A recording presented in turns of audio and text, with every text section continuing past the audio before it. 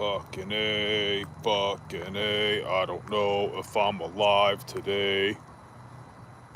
Fucking A, fucking A. I guess I'm live. I don't know, guys. What's up? If I'm live, fucking takes a while.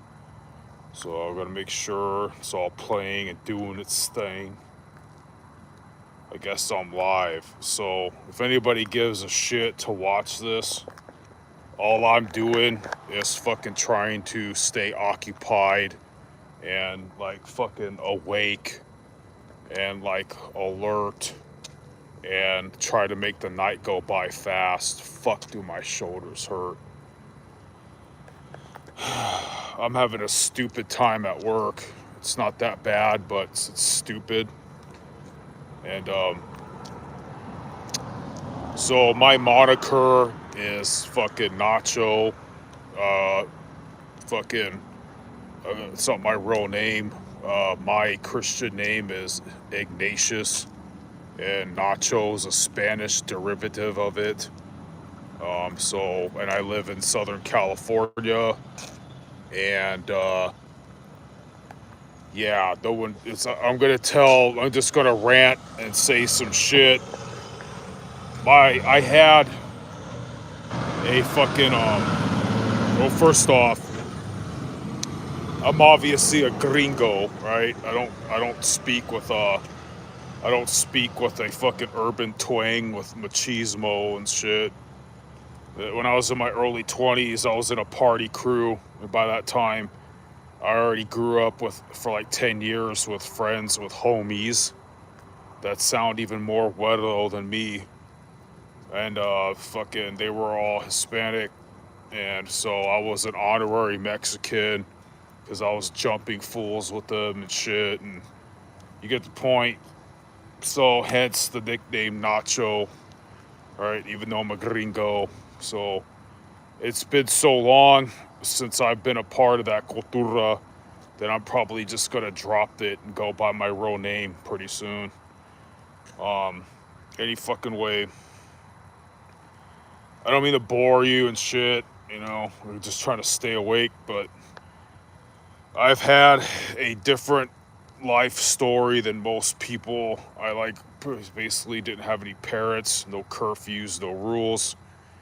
And it's a stupid night at work because I come here to have peace and fucking quiet. And I come here sometimes to do my YouTube channel that's not this boring shit. I try to showcase crazy shit happening around the world, or I try to find more material for my next fucking video, or I try to study shit, or sometimes I even try to talk to the good Lord.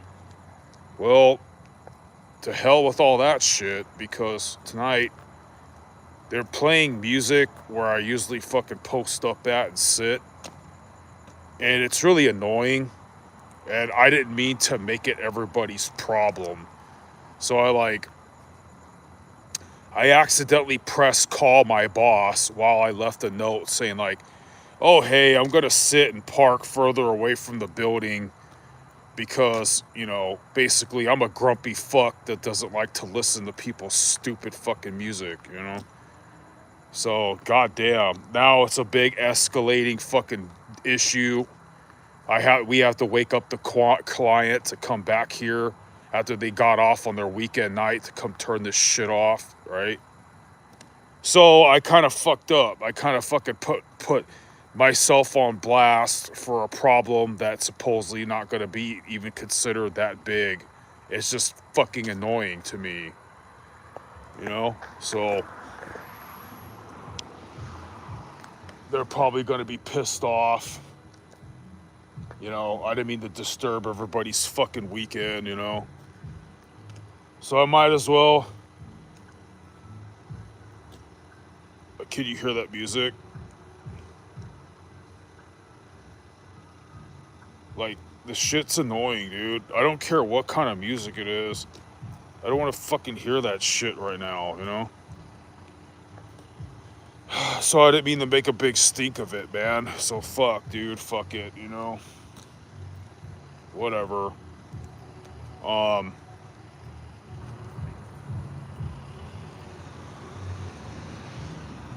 it's just annoying, dude. I don't. I really am. I'm really sick and tired of fucking the place I live, man. God damn. I don't want to like. Whatever. I'm done with it, man. I don't care what kind of fucking music would be playing right now. I don't want to fucking hear music, dude. I want to hear peace and fucking quiet, man.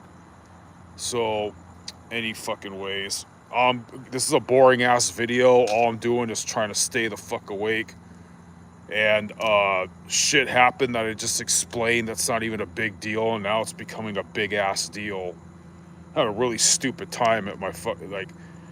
I'm just supposed to sit and take a bullet if anything bad happens, and fucking enjoy the peace and quiet and the serenity of the night.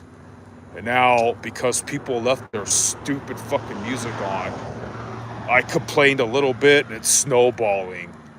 So I have to sit here and look very alert and militant and attentive and walk back and forward all night fucking long until someone comes and shuts that fucking shit off. So, fuck, man. I guess I'm a square. I guess I'm like old fashioned. Fuck, dude. Nobody just likes peace and quiet anymore. Like, I don't have a life, dude. It's the weekend. I get it. You kids, 30-year-old fucking kids, you want to listen to music. You have some fucking shit. You have some fat chick to go pipe. You want to go smoke and drink, and you worked all day long. I get that. Don't leave me with your stupid fucking music. What the fuck? Like, one, I don't listen to that kind of fucking music. It's annoying. Two, I don't want to fucking hear anything right now, dude. Fuck, dude. So I'm just making this random fucking video. So I don't want to bore you fuckers, but I'm just going to sit here walking back and forth and fucking ranting and tell you my life story like you give a shit, right? I guess it's semi-interesting. I never had after age like 10 or 11, I had no rules. I had no curfew. Fuck, I bet that's my boss. Somebody texts me, hold on. I have my other phone. They're like, oh, you're an asshole. So, I don't know. I just, I just right now, I put my boss on blast because I basically sent a note. We have to fucking clock in every hour, which I don't mind. I'm like, oh, hey, this guard is going to go sit somewhere the fuck else because I don't want to hear their fucking god-forsaken urban music, dude. It's it's like R&B or something, and the lyrics were like, ooh, save my soul like Jesus Christ or some shit like that. I don't want to fucking hear your stupid fucking secular goddamn heathen fucking proud to be urban fucking trash music, dude.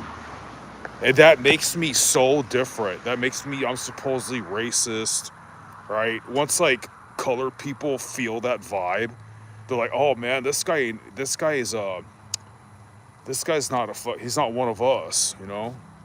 Like, oh, I must be racist. Oh, he's a white boy. It's time to lynch me. Like, dude, it could be heavy metal. It could be country. I don't want to fucking hear anything right now, dude. And so I complained about it a little bit. I sent a text. I'm like, oh, fucking A, this guard is going to sit a little bit farther from the building. And then I accidentally press call my boss. And he's like, wait, what's going on? And now the fucking problem is just snowballing, dude. So I don't know if anybody gives a shit. It's fucking stupid, dude. So I should be sitting down in the tranquility of the fucking night, hearing nothing but coyotes and shit, and watching crazy shit. Like, this isn't really the city. Over there is a huge fucking dirt field. Over there to my 12 o'clock right now, and to my 9 o'clock. Motherfucking, there's like bobcats and fucking coyotes and fucking, it's like kind of what's that, suburban, when it's like urban and the countryside combined. So we woke up the client, and they got to come out here on their weekend to go turn their stupid fucking music off, dude. And I fucking made everybody have to wake up, and I fucking bothered everybody. Because, I mean, what the fuck, dude? Do you think you're doing me a favor by leaving your stupid shit on? Can't hear my fucking phone. I couldn't hear some fucking dude that looks like he's up to no good fucking strolling by. I mean, come on, man. What the fuck, dude? And that shit, it makes me look bad because, like, oh shit, he don't like our fucking urban fucking proud to be ghetto fucking music or some shit, dude. It's like, oh, he must be racist, you know? So I'm gonna sit here, tell my fucking life story and shit. Let me try to get to somebody's comment. Where the fuck is my glasses? I have fucking glasses. Give me a second. I'll try to read your shit. Oh yeah, oh yo shit. Hold on. Hold the fuck on. Oh yeah, dog. I understand you're going through a hard time. I know you're angry and it's valid. I had that. You're funny, dude. Axel Johnson. It's fucking stupid, dude. I don't know. Axel Johnson, you sound like you're a weirdo too. Axel, you sound like you must be a heavy metal guy, dude. You don't want to sit here on your fucking weekend night where it's usually peace and quiet. Like during the fucking day, I gotta hear all this. Oh yeah, nigga. Oh yeah, get those ends, bust that ass. Twerk and twerk. I gotta hear that shit all fucking day long. And now I gotta hear that at my fucking job too. Oh man, miss me with that fucking shit, man. And I complained about it. Now fucking it's snowballing, dude. Fuck, man. I don't want to live in Southern California anymore. I'm trying to get the fuck out of here. So that's what's going on. And okay, so before you guys leave, if you really want to hear this, nobody wants to hear this shit because I don't have big tits or there's no gore and blood going on. But I have a pretty fucking funny ass life story, and it's pretty different, dude. I had like no rules, no curfew. After 11 years old, I moved. I got kicked out of my house at 13 years old. I'm religious and superstitious because I've seen demonic shit in my life. I'm not that crazy and shit, guys. What else fucking happened? So many times I should have got like jumped or stabbed or fucking whatever. I became an outdoorsman because of how many times I've like lost a job, and I don't I half of my parents are dead, and so I had to like literally go live out in the wild. I lived in the Santa Ana River at fucking during COVID, dude. It's fucking hilarious, dude. And like I'm the closest thing in Southern California to like a Bear Grylls or like a lumberjack son of a bitch, dude. Let me see somebody this too bright. I'm nocturnal as fuck, so everything's too loud and bright. Uh you have a good night, Axel. You're funny, man. Axel's call my story isn't funny. It's sad. God, he's talking shit galore. Yeah, I know. Fuck, it's pathetic, man. My story is pretty sad and pathetic, except for I really and totally banged a really hot chick once. Actually, like 100 times in 2 months. We'll get to that part. I hate it when sausage brags to sausage. I have the pictures of me with this hot ass bitch, juicy as fuck.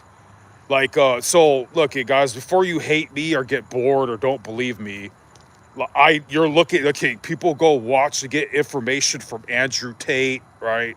People hear this shit, or that don't take advice from anybody hasn't done anything in their life, or considering the goddamn. Consider you're not bugging, man. Somebody said considering the circumstances.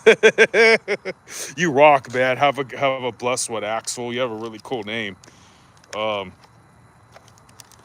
Fucking so out of all that shit, people people like nowadays, especially younger kids, are only gonna like take advice from someone who's, looks maxing, or how to be an alpha sigma, or oh, look at me, I have a Bugatti. So I like Andrew Tate, but you get the point.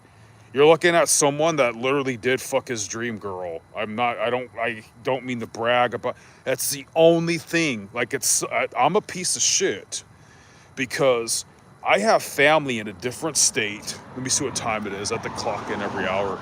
I have family in a different state. I gotta clock in at 4 minutes. I have family in another state. I miss so many family functions, or family events, or funerals. And I basically ditched my good family in a different state to hang out in Southern California for like goddamn 30 fucking years or something. And pathetically, it finally took me that long. So I traded my soul to bang my dream girl. And before I get into that, why she's my dream girl. Okay, when I was 11 years old, I had a severe crush on Kelly Bundy, like from the Married with Children, right? So when I was a young kid, I had a soul crushing fucking attraction to fucking Kelly Bundy from the fucking Married with Children, the show a long time ago. And by the time I was a certain age, I meet this Chiquita. She's a güera, she's a white girl. She looks even better than Kelly Bundy. She looks like Kelly Bundy, but she's got her shoulders are so fucking nice and narrow, dude, which makes her hips, which are huge, look even wider. She has the meanest hourglass figure.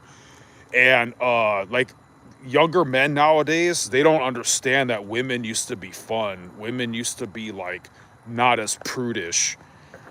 Like nowadays, everything's centralized around so much materialism, so much materialism, so much like hypergamy, and so much like you got to be a baller and a hustler, right?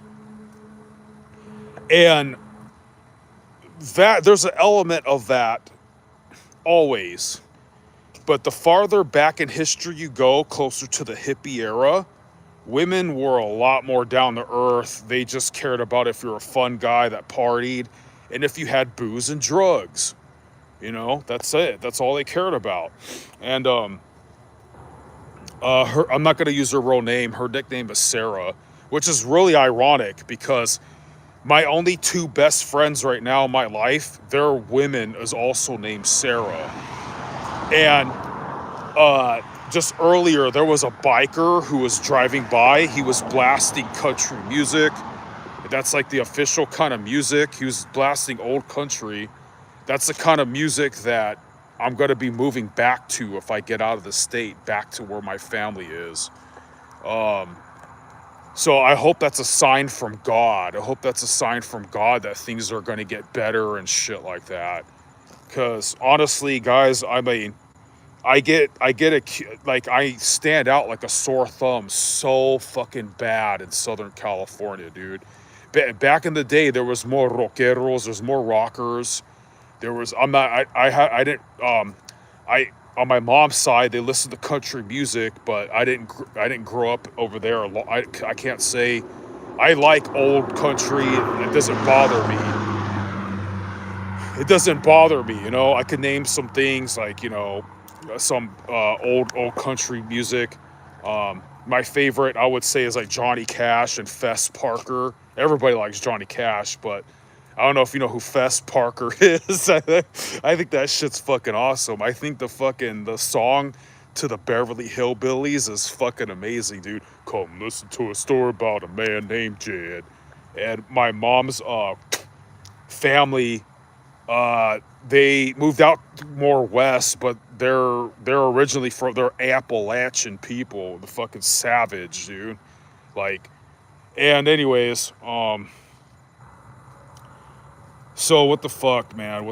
I hope that's a good sign, but yeah, so I sold my soul, and I'm a piece of shit. I sold my family out and missed all their lives, and most of them are dead, to come out to California to basically eventually pork my dream girl, dude. I got stupid pictures.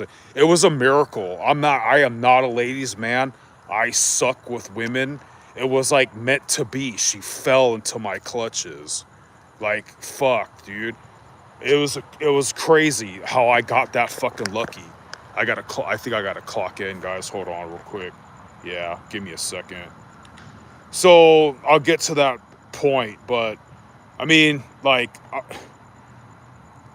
me now, I don't really care if I've ever become a major influencer or whatever. The only thing I know in this life is being an entertainer, and I'm not entertaining right now, but I trained for pro wrestling. I was like karaoke fucking champion. I'm a good martial artist, yada yada yada. I'm a person that only knows. Bear with me here. Okay, hold on. I got a text. Um,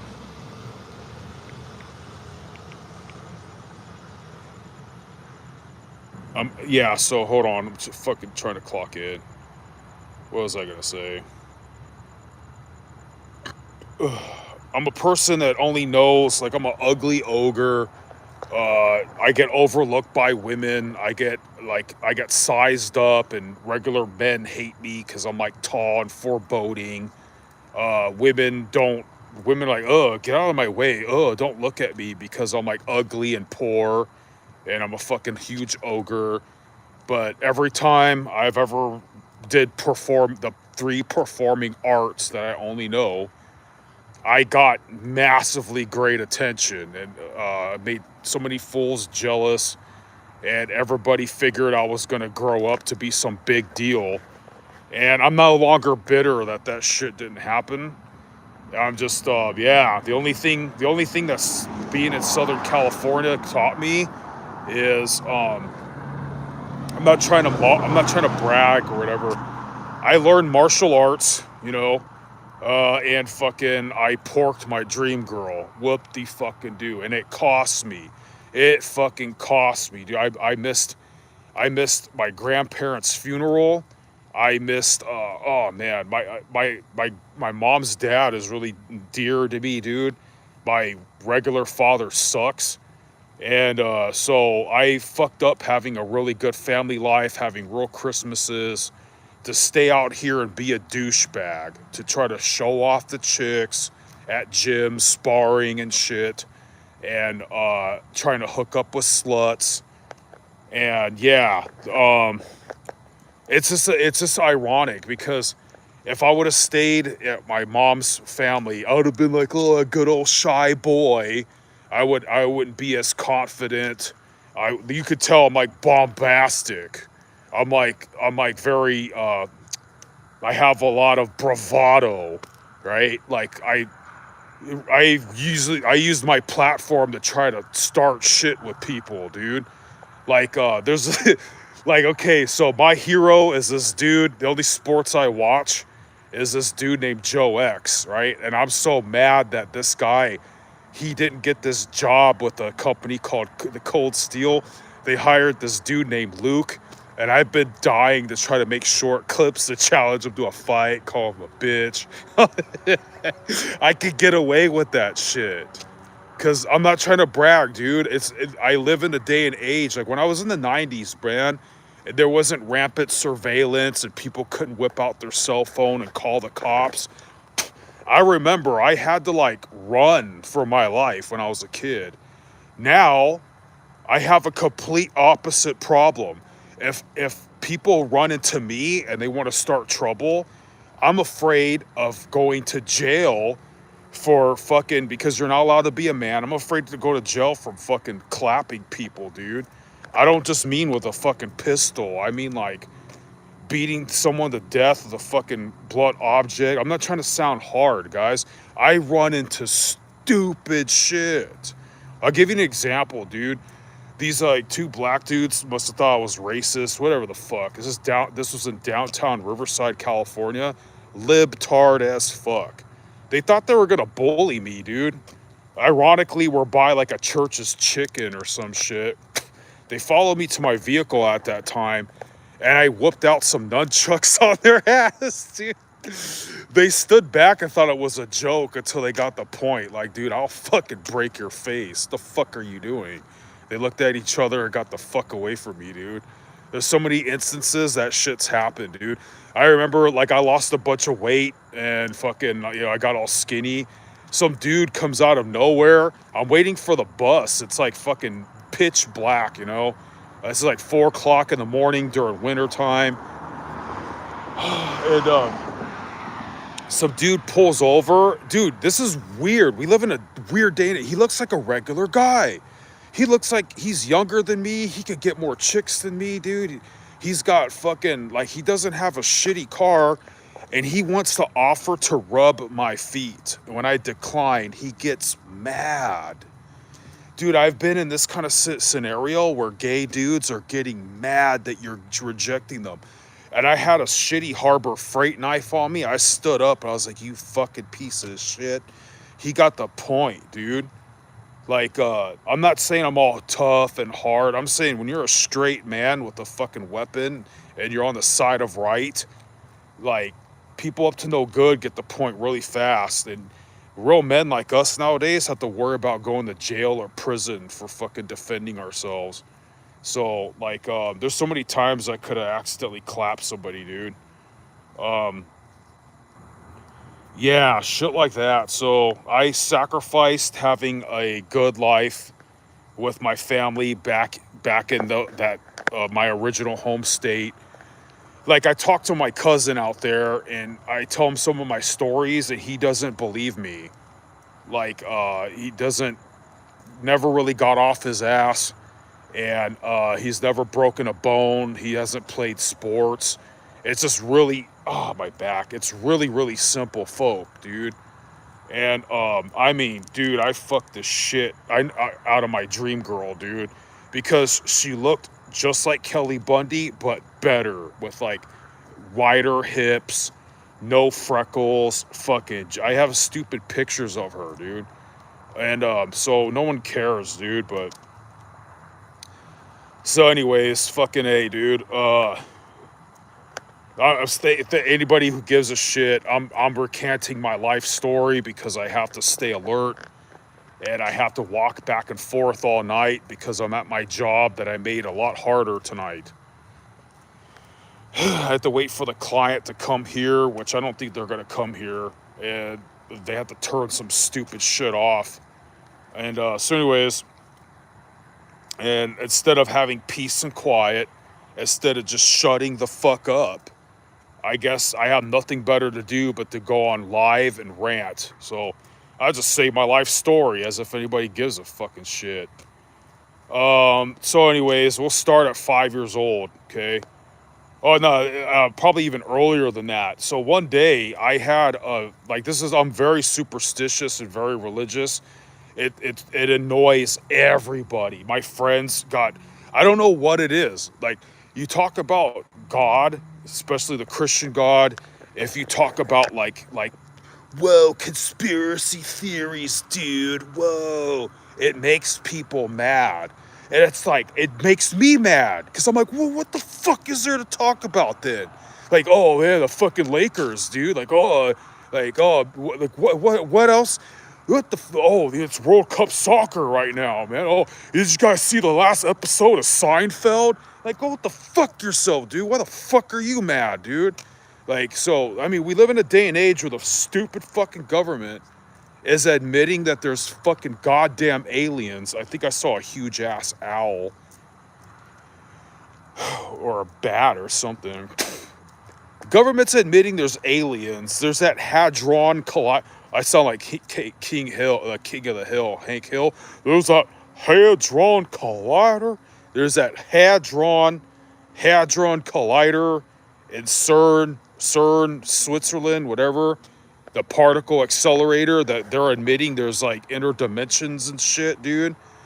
So we live in a day and age, and then we just learned that the whole government of the whole world is these like goddamn fucking chomo ass fucking people that are worshiping Baal and Moloch, the pagan gods of the Bible, and harvesting the organs of fucking babies for some kind of like eternal youth serum, like stem cells, something like Queen Bathory thought she was doing by bathing in younger women's blood and shit. So what I'm pissed off at is that people like me have been proven right, that we're not that crazy. I don't know if you saw the movie Independence Day with Will Smith, that dude that said he got abducted by aliens and everybody talks shit on him. So, or like Dale, whatever, from King of the Hill. Now that fuckers like us are being proven right, people still don't want to hear it. So with that pretense, when I talk about fucking cryptids or demons and shit, I want some fucking credibility, dude.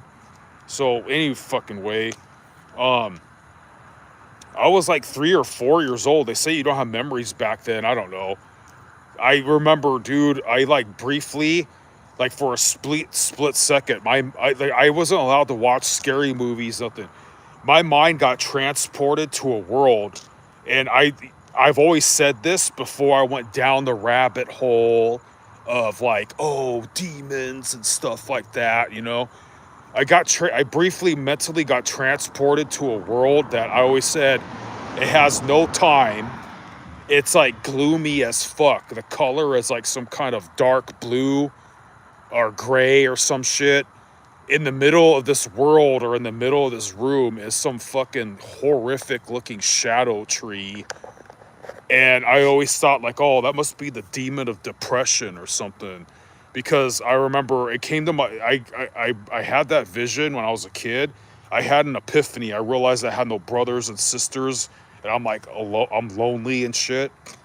And so like I had this vision of, so during the daytime I would freak my parents out. So I would try to draw that demon because it's during the daytime because I'm not scared. I'm too scared to do that shit at night.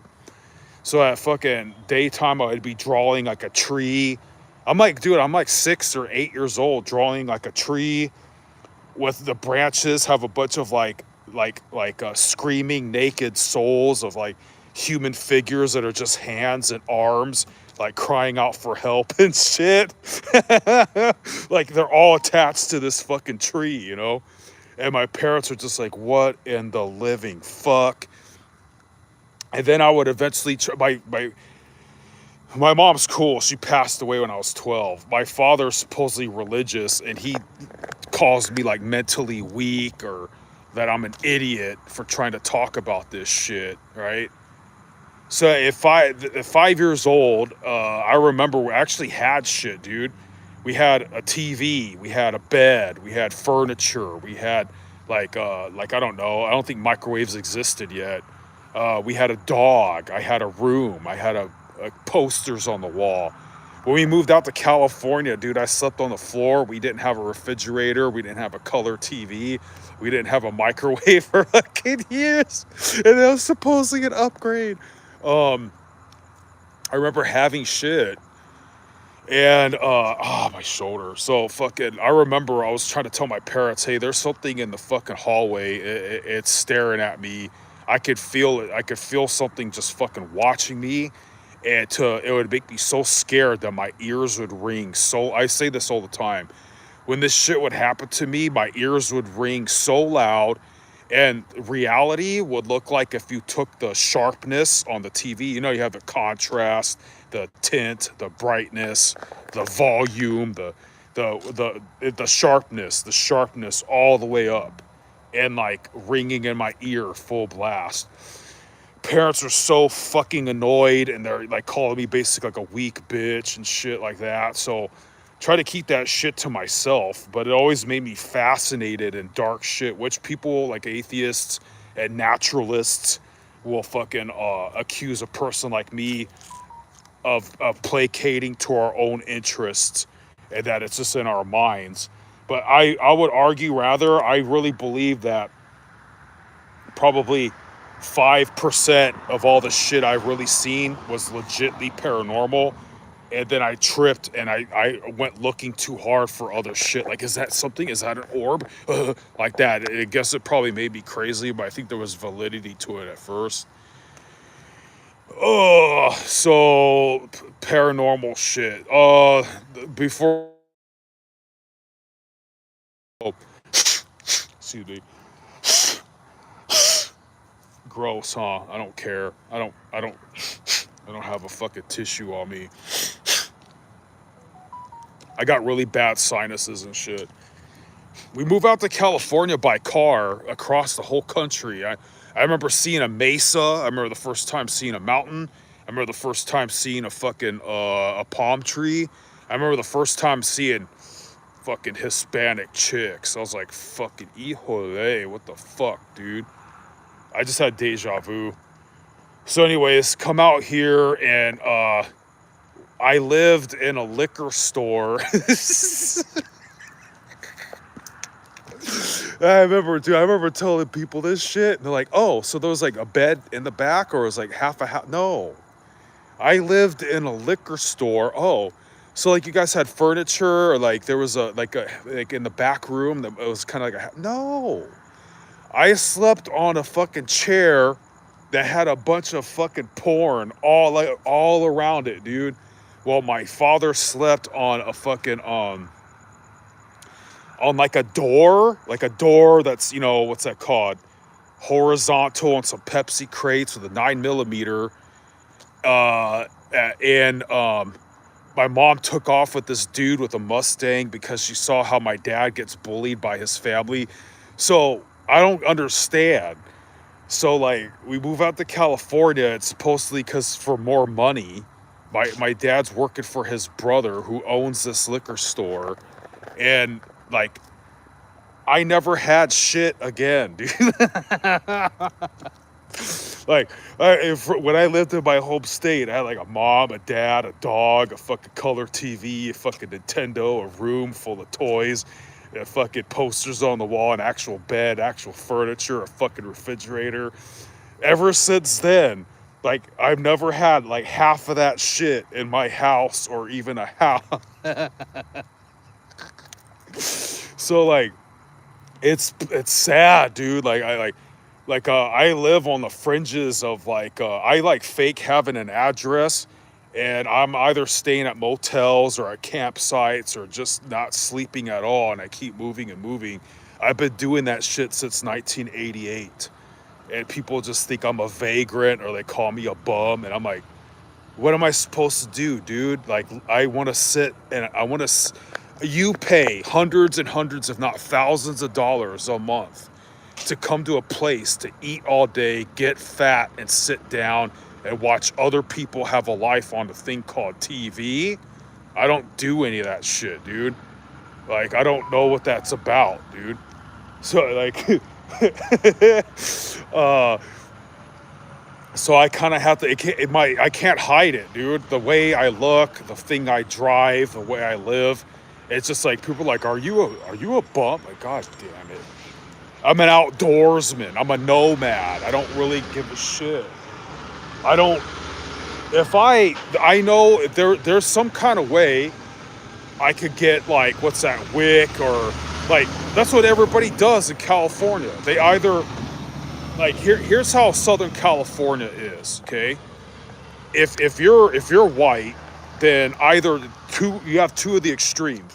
If you're in Southern California and you're white, either like your dad or you own like a machine shop or like a welding shop or like a heating and air conditioning, or like you own a landscaping company and you hire a bunch of illegal immigrants to do all your work, right?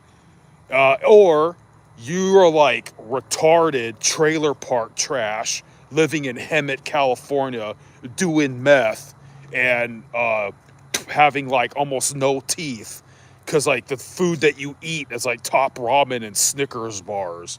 There's no in between.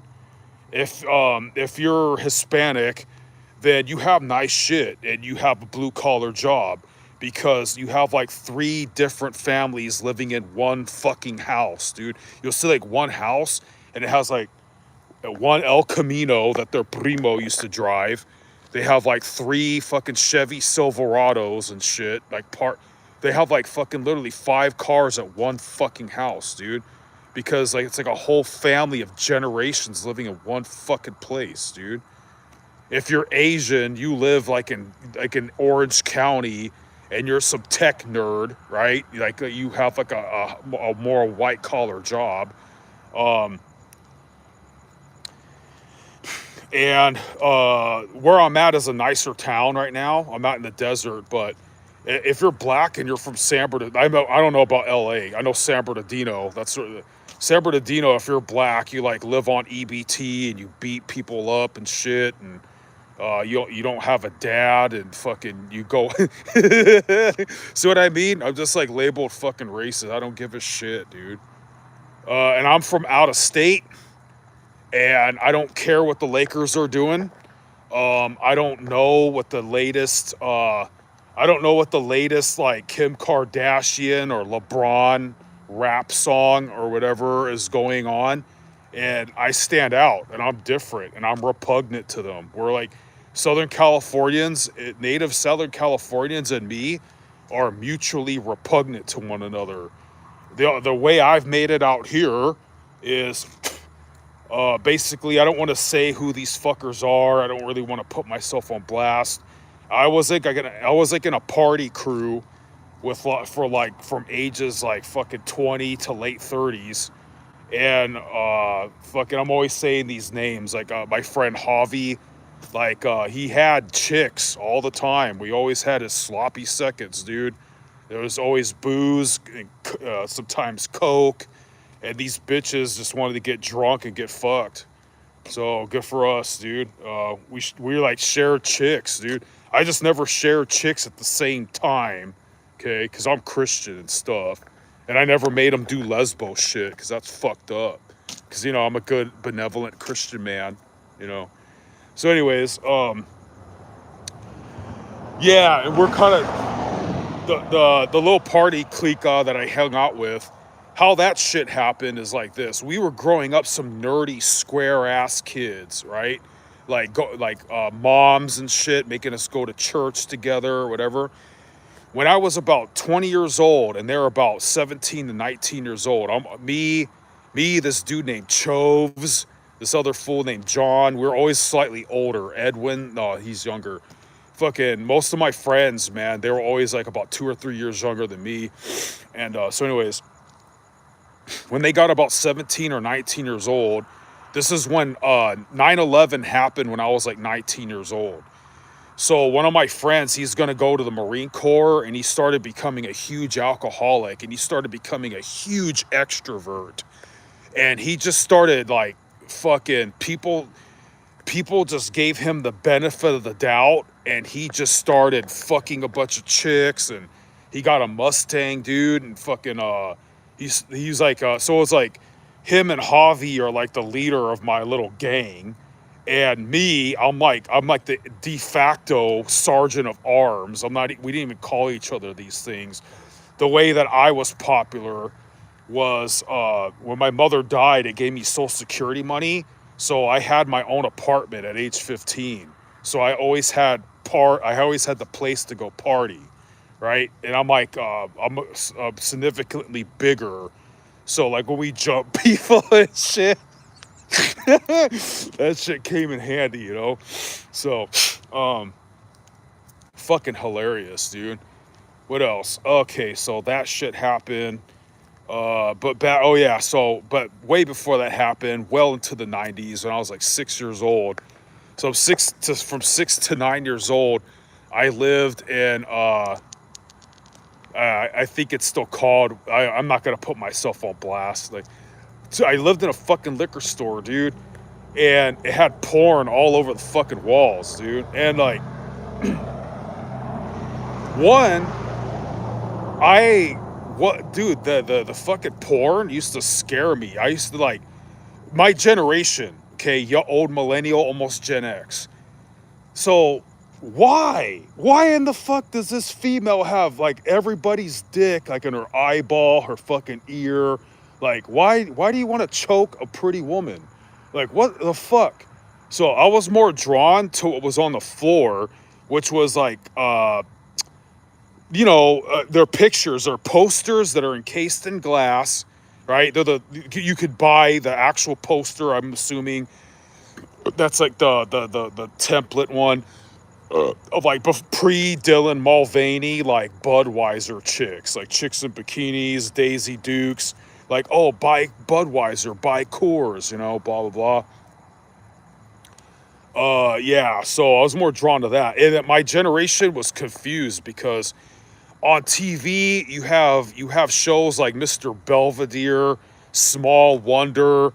You have shows like Nick at Night, like with wholesome Donna Reed and Dobie Gillis shit, and like family oriented shit. And so fucking so it made no sense. I was like, adults on TV, there's all this like, the music videos and the movies. It's like, oh, love and romance and puppy love and getting the girl, being a good guy. Like, oh, Karate Kid, oh, Rocky Balboa, oh, the good guy wins, he gets the girl. But I was like, in real life, adults cuss.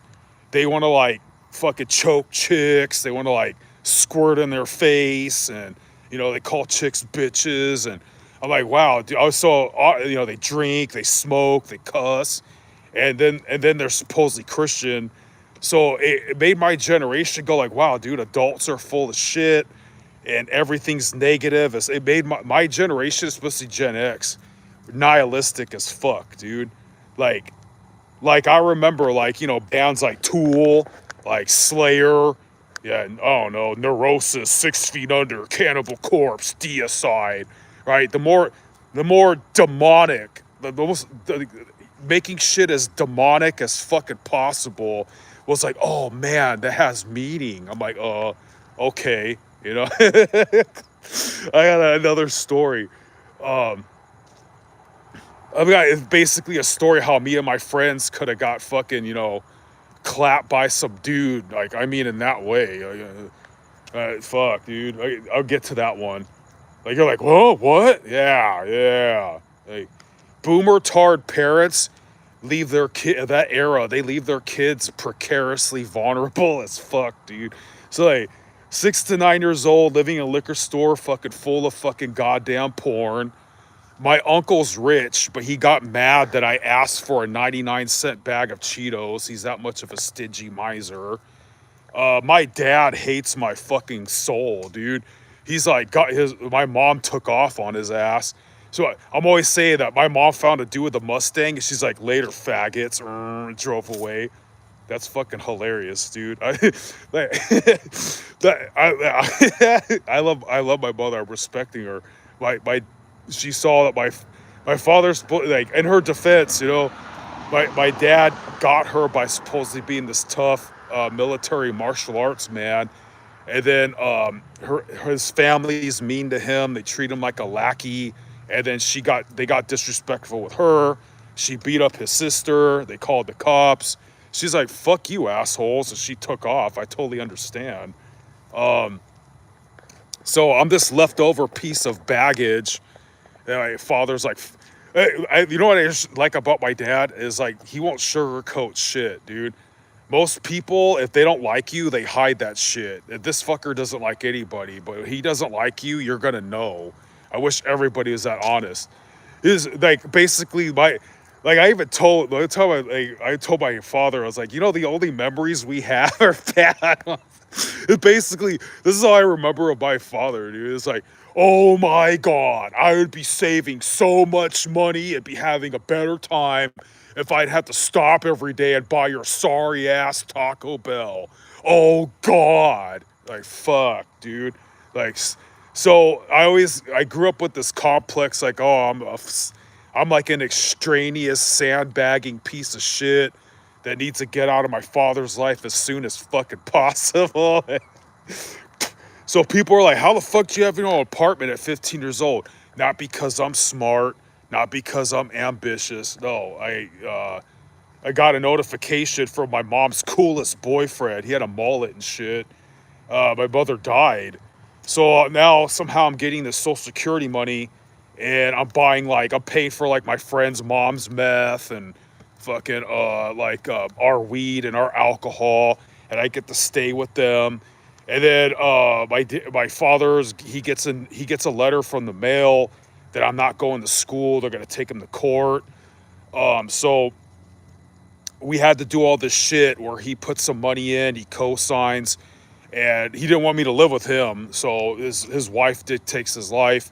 She don't like me, fucking. So he had to legally at age 15. I was paid all my social security went to it's gone, right? I paid the most of it, dude. Can't save any of that money. Can't do shit with it. And so we have to give myself an apartment. And he's all like, motherfucker, you better graduate school. His new stepkids are nerds. They're older than me. They're going to college. So he's expecting that shit out of me. And fucking, so I get my own apartment at age 15. And fucking, I don't know, dude. I don't know anything about school and shit, dude. I don't have the attention span for that, bro. Like, so I use that time to actually, I'm a pretty positive son of a bitch, dude. At 15 to 19 years old, I had my own apartment. Then the Social Security, for some reason, legally ran out when I was 19. So I used that apartment to get sober and to lift a lot of weights. I got buff as fuck. I use that apartment to try to invest in health. I'm not even, I got so freakishly strong compared to my peers for my age.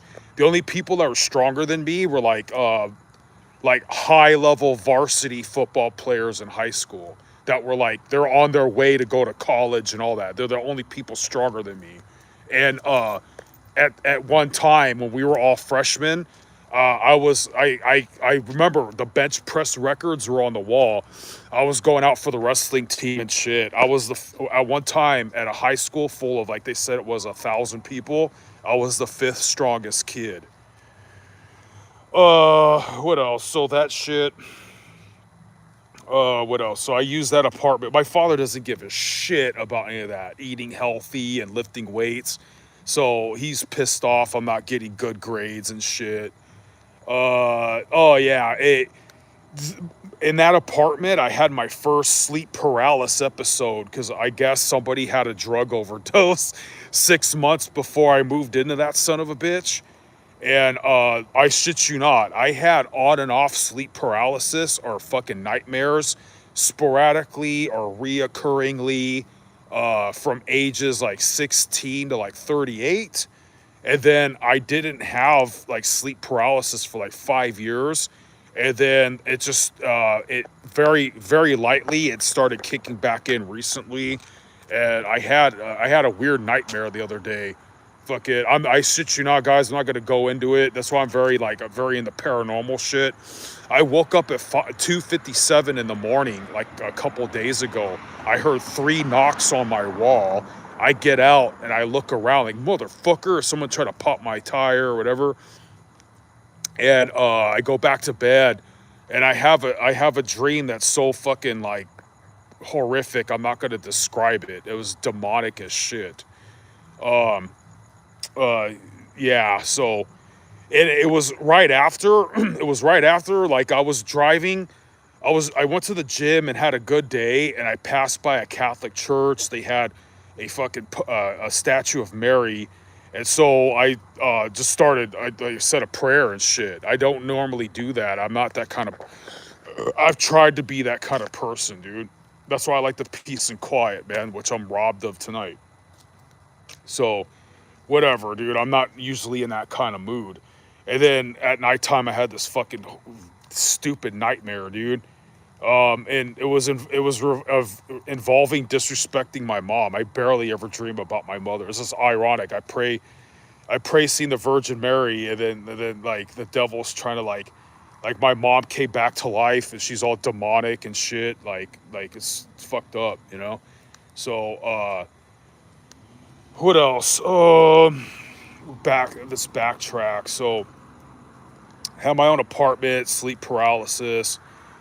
Sleep paralysis started with me. First, like I remember, first off, like I woke up and I couldn't move, and I'm like, this is different. I was like, do I just try to go back to sleep? Am I gonna die if I go back to sleep? What the fuck is this? I'm like, nah, dude, I'm stubborn. I'm gonna try to jolt myself awake. I force myself to snap out of it and get up. Go, what the fuck was that? And I try to go back to sleep. Then it happens again. Then it starts happening where I'm trying to sum up a lot of shit. I can feel something that's in the room. Something else is in the room with me. One time I felt something starting to crawl up on my bed. I didn't want to look at it. I always tried to feel like I need to fall off the bed on purpose to knock myself awake.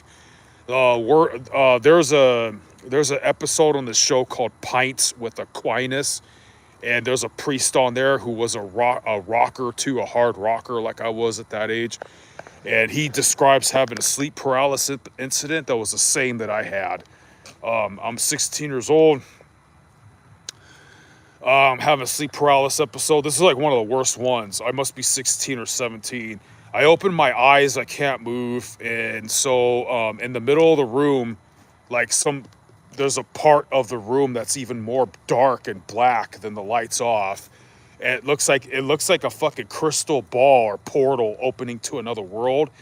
And there's a red dot appears in the middle of it, and then another red dot appears. And same shit, your ears are ringing really, really loud. I'm panicking. I'm like screaming out to God, but I can't make a noise. And the sharpness goes up all the way. Like I was saying earlier, everything looks really, really sharp. Like if you turn the fucking knob on your TV or whatever back in the day, the sharpness all the way, and my ears are ringing really loud. I finally snap out of it and I run for the light. And then now I have partially why I have sunglasses on, not just to like have privacy, is I'm so sick and tired of bright lights and noises.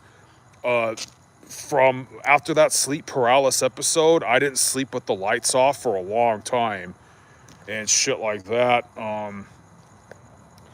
At 19 years old, this is a funny story. Before I have to leave this apartment, this is just a tangent to tell you how trashy I grew up. I'll tell you 2 stories of how trashy I grew. This shit's fucking hilarious, dude. My friend's mom is making us go to church, and my friend rolls out of bed last minute, and we end up at that church. He has boogers in his eyes. His hair's all fucked up. He slept in like a windbreaker jacket. It with no shirt on underneath, and his pants, dude. His pants are so high waters, dude. Like I was like, dude, you've been wearing those pants since you were 14. He's 17 now. I'm like, dude, you've been wearing those pants since you were 14. Dude, he outgrew them. And I was like, look at everybody else and look at us. And his dad just got off of work looking tired and mad. His dad survived like gang affiliated life in East LA and looks really like, pissed off and mean. And everybody else looks all wholesome and happy and high middle class. And we look so fucked up, dude. And we were laughing our ass off. And then he somehow got a girlfriend from the good part of town. And so he comes to my house one night and fucking... Dude, there's so many stupid stories, dude. I remember when this one teacher at school, she was hot. I didn't know she lived in my neighborhood, and she saw us looking fucked up like that, dude. Even worse. That's a funny story. Maybe one day I'll get around to that. I felt so pissed off because I was trying to act all mature around her. Like, hey, I was on the wrestling team. I'm mature for my age. It's fucking hilarious. So we go to his girlfriend's house. He comes and gets me in the middle of the night, and we walked to his girlfriend's house. We're wearing like on the other side of town, like uphill. It's like a fucking hour journey, dude. And I'm wearing like sandals or something, no socks. I'm wearing like probably a winter coat or a winter flannel with like shorts I'm wearing for underwear. Wow, so many other stories are hitting my head. Anyway, we look like shit. We go to her nice parents' house, and they kick us out for looking like shit. And then he starts. This is my friend Steve that starts this gang. He signed up for the Marines just when 9/11 happened, so he's going crazy. He's going to go to war, he's having like an existential crisis, dude. And uh this is where he gets a moment of clarity where he starts to hate rich people, dude. And he's carried that for a while.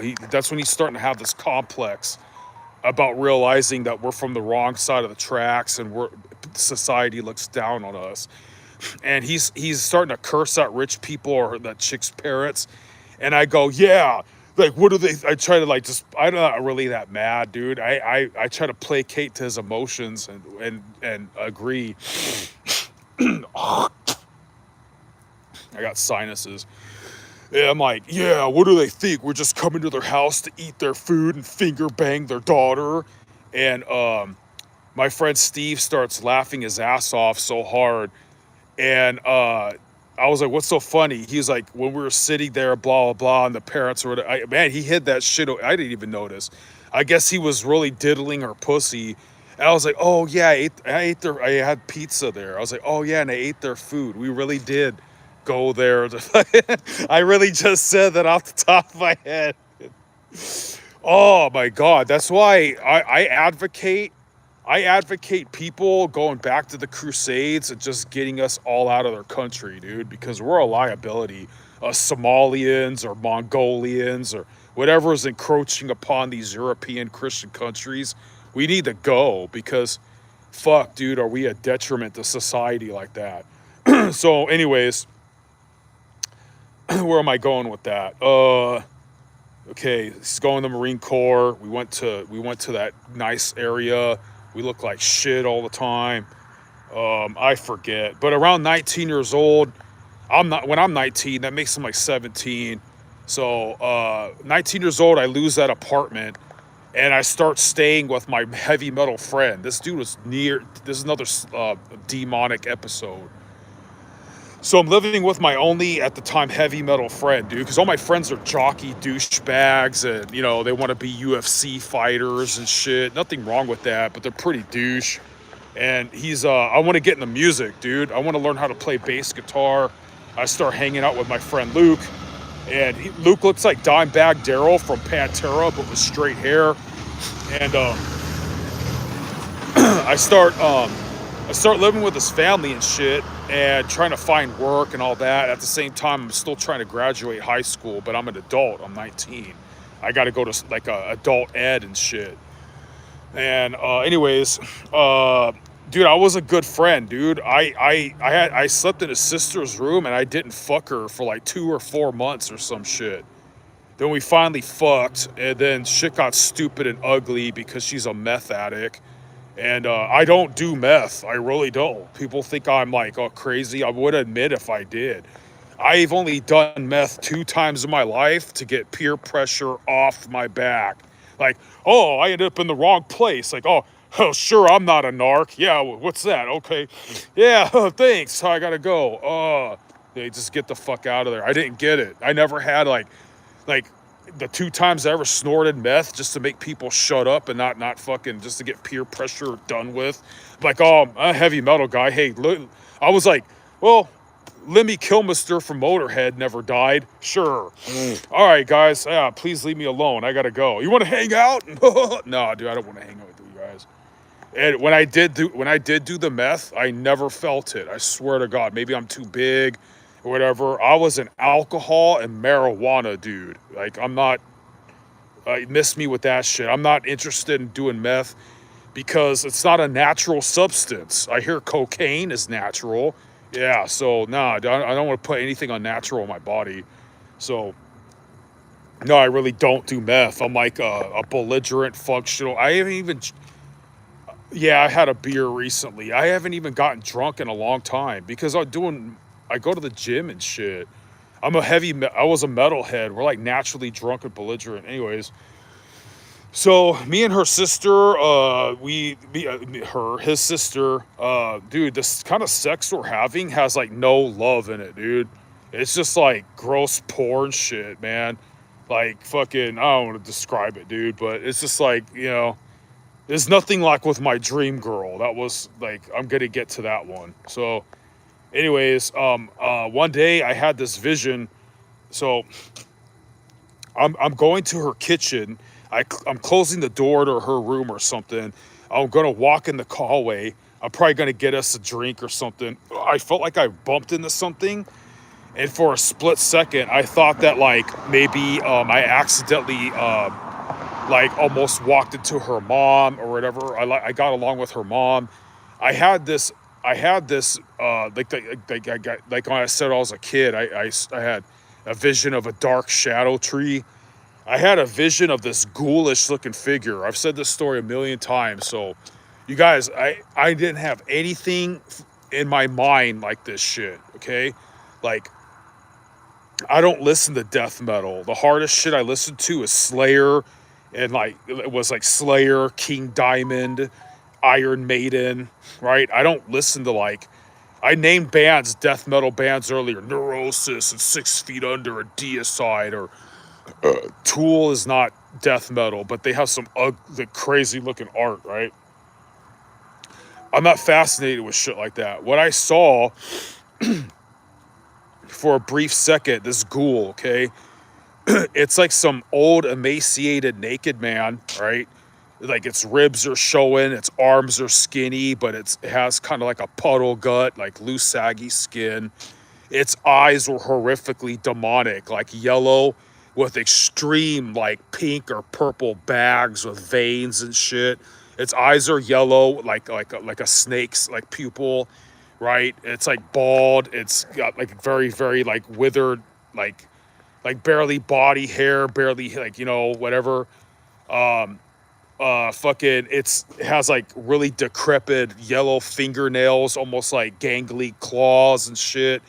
It's like so pale or fucking malnourished that the skin is like yellowish pinkish green and in other places, and with veins and like just looking like 1,000 yard stare through you, horrifically demonic. And I'm not into Protestantism, and I don't believe this fucking story still. You can look it up. Some supposed Korean girl had a vision from God to paint hell, what hell looks like. I years later I saw that shit, and where she paints where the people of lust go to. She draws a demon that looked very similar to fucking what I saw, but what I saw was morbid. Fucking morbid. I can't just imagine that out of nowhere. Like I don't have that kind of uh like if you look at old Slayer albums, they don't even look that graphic. Fucking they're just like pentagrams and shit.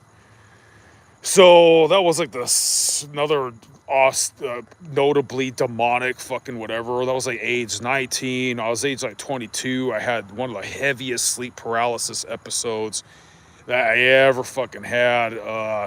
I can't move. I'm trying to crawl away from my TV. Became some demonic owl looking thing that I didn't even know. I guess the god Moloch or Lilith is sometimes represented by an owl. So the TV turned into like a demonic owl thing that's eyes are glowing. I'm trying to crawl away from it. I could feel the carpet and the drool and everything next to my face. I'm trying to crawl away from it from the ground. My rationale was to crawl to my fucking roommate's room to tell him to kick me awake or to help or some shit. When I finally woke up and came to, I don't have a TV in that room, dude. I never moved. I never like, I felt myself like my out of body experience had ever, like crawling in the middle of the hallway with the carpet all against my face and all that shit. And I never moved. When I woke up, I just never moved. Yeah, that reminds me of like another. It's just weird. Like when I was dabbling in like listening to heavy metal, dabbling in astrology, trying to date fat pagan bitches that are into Satan and Baphomet, blah blah blah, all this kind of shit. I would get weird dreams or weird sleep paralysis. My friend John and my favorite cougar named Adelaida, she fucking they had the same. They claimed to have the same sleep paralysis episode that I did. Like not those ones I said, just what another ones that I had. They described the exact same thing when they were sleeping in my room. Um, I could get into detail with that. Maybe I will. Um, what was I gonna say? Oh, the same chick, the same cougar. So I don't think she would fake this. I don't think she has. She doesn't come off as the person. She's into stupid shit, really airheaded shit. She's not into like, even though her religion was voodoo. She was from Cuba. Um, Someone out there was like, "You fucked the Cubanita." No, you did. Yeah, dude, I did. She was significantly older than me, dude. So whatever. She was a butter face. She was actually not pretty in the face. I had a great body for her age. Good for me. What was I gonna say? She's not that kind of person. She's not like, oh, let's watch scary movies, or oh, did you hear about this cryptid? Oh, she's not. I wish she was like that. That would be interesting. She showed me like that. What's that? Security camera footage. That there was a evident orb. There was some kind of orb, huge orb thing floating around. I think her sister's house. So many months later, I guess her nephew, right, the sister's kid, tried to kill himself. Um, what else? Shit like that. Oh, by the way, guys, if anybody's watching, if you go to my playlist, anything that has a star or any kind of icon in front of it, namely a star, those are going to be videos, not videos I made. I'm boring. Go to my playlist. Anything with a star in front of it, it's going to say something like "The End is Nigh" news, "Twee on," "The world is over" news, proof of the preternatural, debunking, fucking whatever the fuck, dude. If it has a star, a yellow star in front of it, those are a collection of videos. Some of them I haven't watched yet, but they just seem very, very interesting, and they're kind of they're basically telling you how the world is going to shit, what's going on with these hadron colliders, and World War III being imminent, and UFOs and aliens, and a bunch of. I'm very passionate about uh, getting the Talmudic Zionist influence out of our governments and being constitutional and sovereign, and for America and Europe to win back their freedoms. And I'm not. I don't care if I don't convert anybody. My religion, my sense of Christianity, is basically owning guns and whooping evil people's ass and living for freedom. Meaning, like, you don't have to be a Christian. It's just more than likely you should have Christian values. Meaning like, oh, you don't want someone like Epstein to exist. You don't want your leaders to spend all your money on foreign lands and make the economy trash, right? And they should be punished to the highest degree. Anybody trying to make the world a dystopia are telling you that you don't have the right to say this, to own that, should get their ass whooped. That's my sense of Christianity, okay? So there's a lot of people out there that'll be like, now, we gotta be nice. Jesus says, turn the other cheek. No, dude, that's not what it's about. I could prove it, dude. Like, so I don't, whatever. Whether you're religious or not, you probably live in a religious country, and so that shit matters, because if we have religious hee-haws telling us we need to give all our fucking money to fucking Zion, it's gonna fuck us up, you know? So anyways, where am I at? Yeah, cougar and fucking sleep paralysis, and oh yeah, I'm not kidding, I said this a million times. So many days or weeks after my mother died, I saw an orb. I didn't know what an orb was yet. I swear to God, that happened. That was undeniable. That was pretty fucking crazy. Because I have videos that I've archived on here where I'm like, is that an orb? Oh, look at that. Is that a drone or a UFO? Oh, I understand. Those are probably not UFOs. Those are more likely not orbs. What I saw when I was fucking 12 years old was undeniably a fucking orb. I didn't know what an orb was. I called it a molecule. There was some circle like this floating this slow, dude. Like, it was unbothered by any wind. It didn't change its trajectory. It was fascinating. And you couldn't tell. It's just crazy. You couldn't tell if it was 16 feet in the air or 60 miles. And I know 60 miles is like fucking in outer space. You looking at it, you're trying to focus on it, and you can't tell if it's just a few like yards in the air or if it's far, far away. Either way, it's unbothered by wind. This is before drones. This is before that couldn't have been a balloon. Like that was fucking crazy. That was mesmerizing. Um, so yeah, that I gotta clock in again pretty soon. What else? Yeah, so I'll get around to the story about my dream girl. I get. I hate when sausage brags a sausage, dude. Oh, fucking yeah, good for me, dude. But what was I gonna say? Um, yeah, crazy shit. Fucking paranormal activity. The Off the top of my head, I remember when my cougar had that sleep paralysis shit. I was like, oh, we were having sex and fucking some van I had at the time, and she's sleeping in the back of it, and I'm smoking some weed, and she pops awake, and I'm like, oh, what's wrong? And she's like, she told me about how she had like, she didn't say sleep paralysis. I don't know what she said, a crazy dream, but and I was like, oh, did you feel like you were being sucked underneath the front seat? She goes, yeah. And I got scared. I got scared for two things.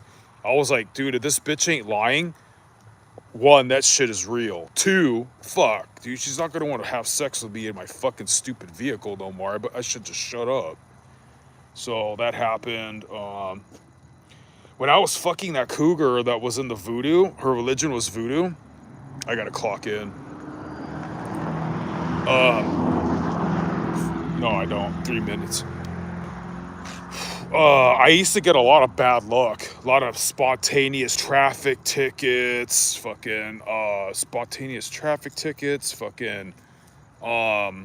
lot of bad luck, a lot of like laid off, terminations, all this shit. Which I hope I didn't piss off my job tonight, man, because I complained about them playing fucking music and shit. Like, dude, I want peace and quiet, man. So, anyways, obviously no one's coming to turn that shit off. They're like, fuck that guy. Good. Uh, yeah, cougar, fucking sleep, yada yada. You know what's crazy?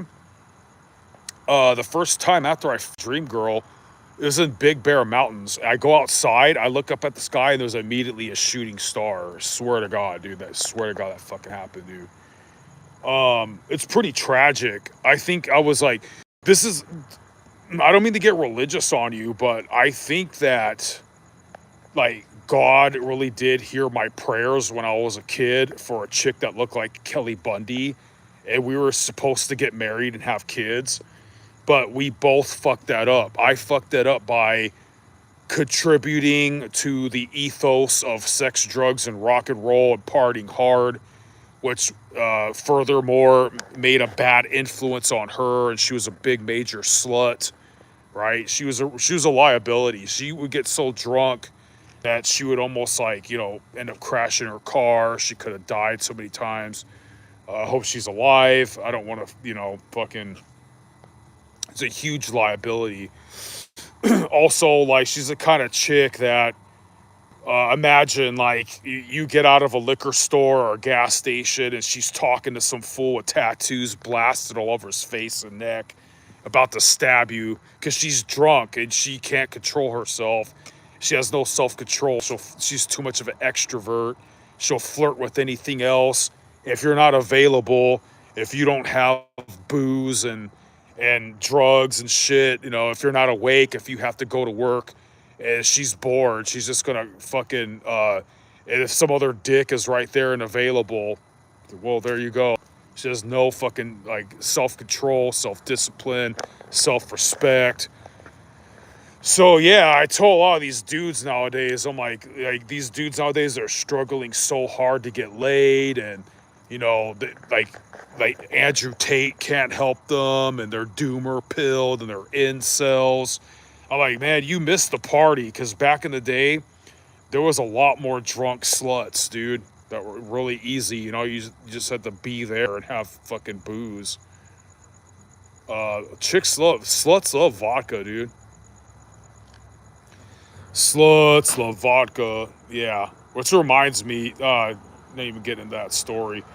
I I had an opportunity to fuck some really hot chick before her, and it failed because her couch was so small that my legs were giving out. I couldn't hold myself up anymore. So all the blood went out of my dick into my fucking quads. That was a total epic fail. Like it was so hard just to get to that bitch's house, dude. Fuck. Let me see if I sent the right picture real quick. I have to clock in. Well, my phone's doing some crazy shit.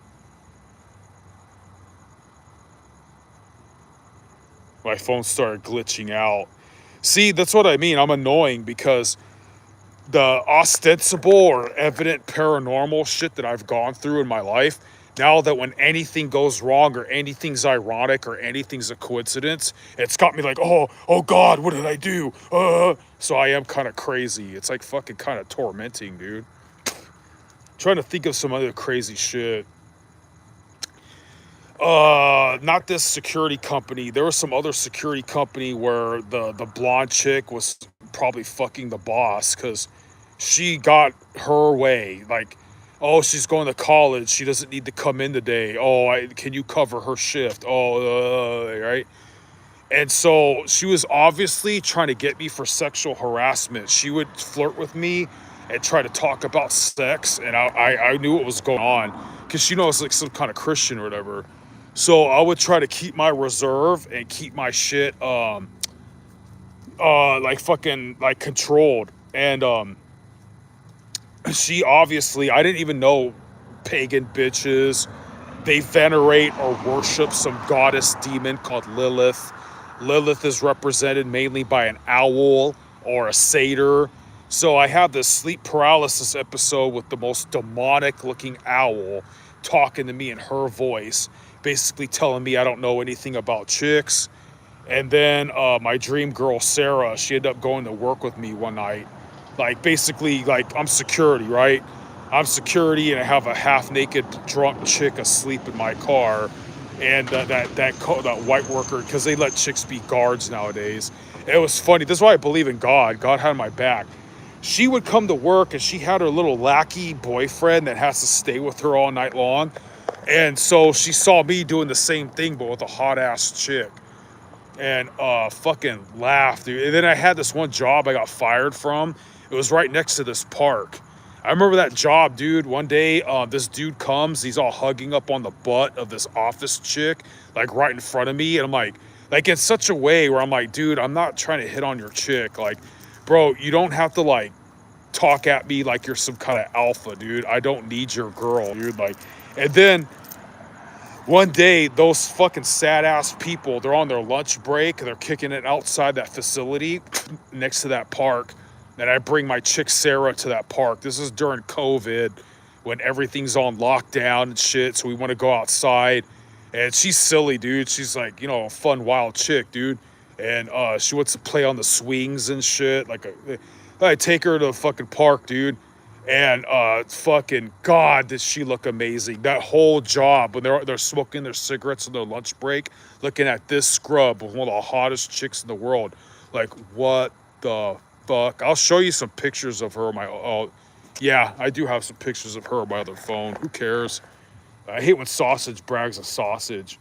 But God dang, she looked fucking great that day. Fucking my little Sarah, dude. People say like I talk to chicks all creepy, like, oh, go fuck yourself. I did have some extreme PDA with this bitch, dude.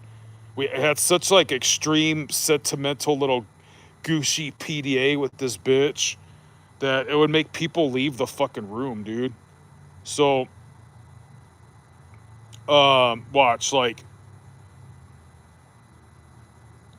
so if I told you that was my chick that I banged, it's kind of, you can't really see her right there. Says really little titties and really huge ass. If I told you I banged this bitch, right? Like, oh, that's just a picture of her. Oh, I'm not smart enough to photo copy or CGI, or I'm not smart enough to do that shit. This is wearing my t-shirt. She's not done up. That's my ugly ass face. It gets even more progressively like yeah, dude. I got pictures of her like all over me, topless. This is me when I was in my late 20s, looking like a total wedo. That's not a bad thing, you know. That's us in our 20s. That's me when I'm like, she's like 25. I'm such a douchebag. Hot, dude. That bitch was immaculate, man. And fucking like, yeah, whatever, dude. I hate when sausage brags a sausage, but I have you know, trust me, she looks just like Kelly Bundy because I save pictures back to back. Like so, like see that's like Kelly Bundy, right? Like a picture of my dream girl crush, and yeah, see, I'm not kidding, dude. She has a nice square chin, like you know, model looking face, really pretty big eyes, like the when you saw her in her gown, she makes her stupid makeup like a SA, like a SA chick, and she has like a Marilyn Monroe. She puts a stupid fake mole in her face. I think that looks stupid, but when she's not wearing makeup and she's in her natural habitat and she's eating nothing but vodka, yeah, she looks like a shorter Kelly Bundy with wider hips and thicker legs. Good for me. I hate when people brag. I hate when sausage brags a sausage, you know? But um yeah, I kind of I got that shit from the power of heavy metal and booze. I think God like made her fall into my clutches, you know? But I really think God was trying to do me a favor by fucking that bitch, dude. Which sounds so unchristian, dude. Nah, he was really I think God is a cool guy because like there's I don't the devil wouldn't give me that bitch unless he was just trying to kill.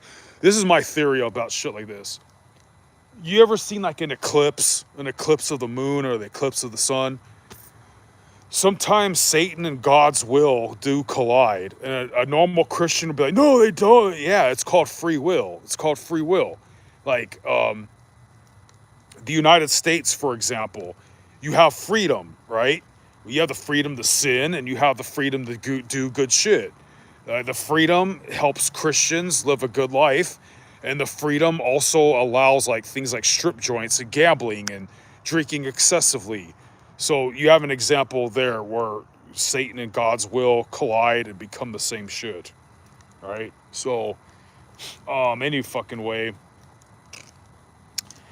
Yeah, I had an amazing time with that blonde bitch, dude. Oh my god, I remember the first time sticking my dick in her pussy, dude. I was like, wow, this is how a hot bitch feels.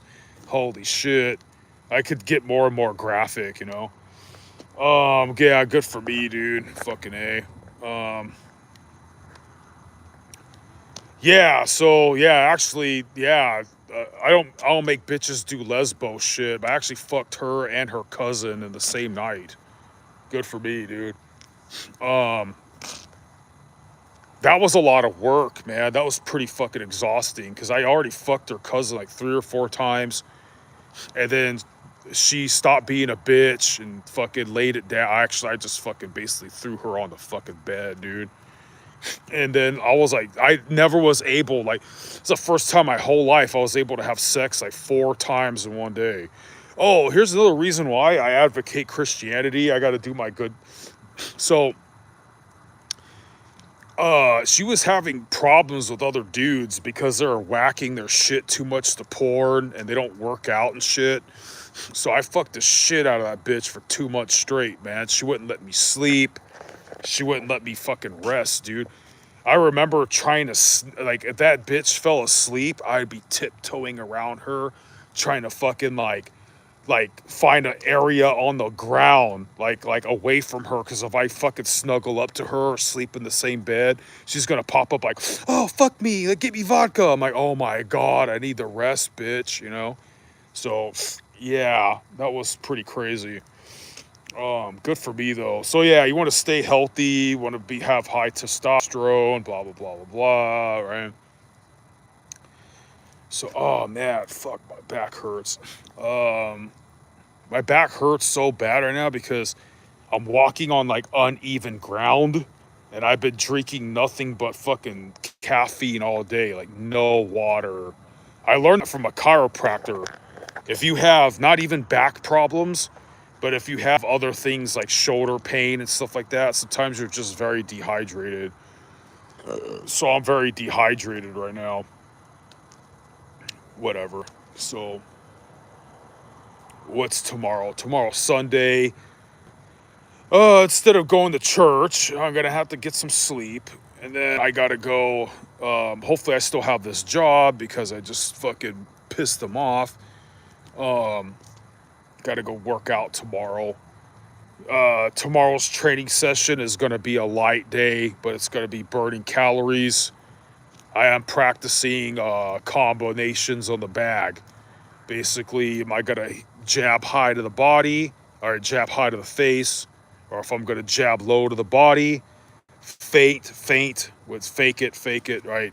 Higher, low, move, get off the line, fucking fake, move out, get out of line, then choose one, high or low, fake the right hand, throw a hook while I'm moving out, higher, low, fake the low, throw a cross high, right? Fucking hook to get the fuck out of there or something. So basically, yeah, my martial art, I'm just rambling to stay the fuck awake. That's not considering takedowns. That's not considering getting kicked in the leg. But yeah, good for me. Yeah, so I'm not that versed in Brazilian Jiu-Jitsu, even though I know what the fuck it's about. I know, I know what a double leg is. That's fucking wrestling. Double leg, single leg takedowns. I know what the fuck that is, but I don't have those moves. If I think I can out grapple somebody, I'm gonna go for a goshi or a sotogari, right? Which is basically if you get an over and an underhook, or in a layman's terms, think of it this way. Imagine you have your hand on one of their collars, if they have a heavy shirt on, and you have your other hand like on their jacket sleeve, and you push and pull at the same time, and you trip whatever leg is closest to you. So, and yeah, that shit. Oh yeah, the other day I was talking about my 23rd birthday. You guys want to hear about my 23rd birthday extravaganza? So, this is funny, dude. This story is not just me bragging about how formidable I am. It's telling you how the dynamic of getting women have changed. So nowadays, everybody is afraid to be accused of being too aggressive with women, or you know what I mean. Like, I'm not talking about no Bill Cosby shit. How do I put this? We live in such a politically correct day and age, and where if you fuck some chick over, she could just say whatever you did wasn't consensual and get you in a lot of trouble, right? And so, thus, everybody nowadays, and they watch porn and listen to rap music, so they figure like, oh, if I present a certain image, if I exude a certain alpha vibe, if I'm hustling and balling and shot calling, and I make a certain degree of money or have these certain sets of material possessions or exude how alpha or sigma energy, then the chick is just supposed to come up and start twerking on your lap, or start siphoning your member like people watching porno, as if it's that easy, which does happen. But I'm gonna tell you how back in the day you just needed some nuts, and that didn't really matter. But first off, 23rd birthday. Wow, man, was I so strong, dude. I remember, dude, I got too drunk to drive, so I forced myself to get sober. I really like, I don't watch anime, but I might as well have went, oh, and I just like forced myself sober. Then I drove back to my apartment. Dude, I'm 23 years old. I remember I'm barely working, and I take this chick home from this job. She looks at the nice apartment. She's like, "You guys sell drugs or some shit?" She couldn't understand how we had nice shit. And this is what happened. My friend's coach, he's a martial arts coach, right? MMA coach, right? Um, he's going through a divorce, so he gave us all his shit. We have nice furniture. We have a big screen TV. We have a mat room, like a wrestling mat room, dude. We even have a pet fucking iguana, dude. And remember, I say these same names. That's Javi. Javi's like one of the leaders of the pack. He's the dude that always has chicks, and he's to this day he's like a blue. I think he's topped out at blue belt. He might have become purple, but at 16 or like by 20 years old, he was a blue belt on Carlson Gracie Jiu-Jitsu, meaning Carlson Gracie trained somebody who trained him. And he was a two-time amateur Muay Thai kickboxing champion by like age 14 or 16. And that age, they don't let you do elbows, so it's technically kickboxing, okay? So anyways, he's a stud, all right? And he's kind of throwing it all away, drinking and smoking all day long and just living the fuck chicks. So his coach goes through a divorce. We have all his shit.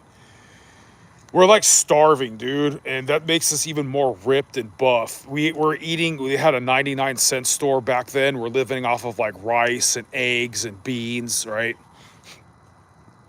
Oh, this is another funny story of how you would.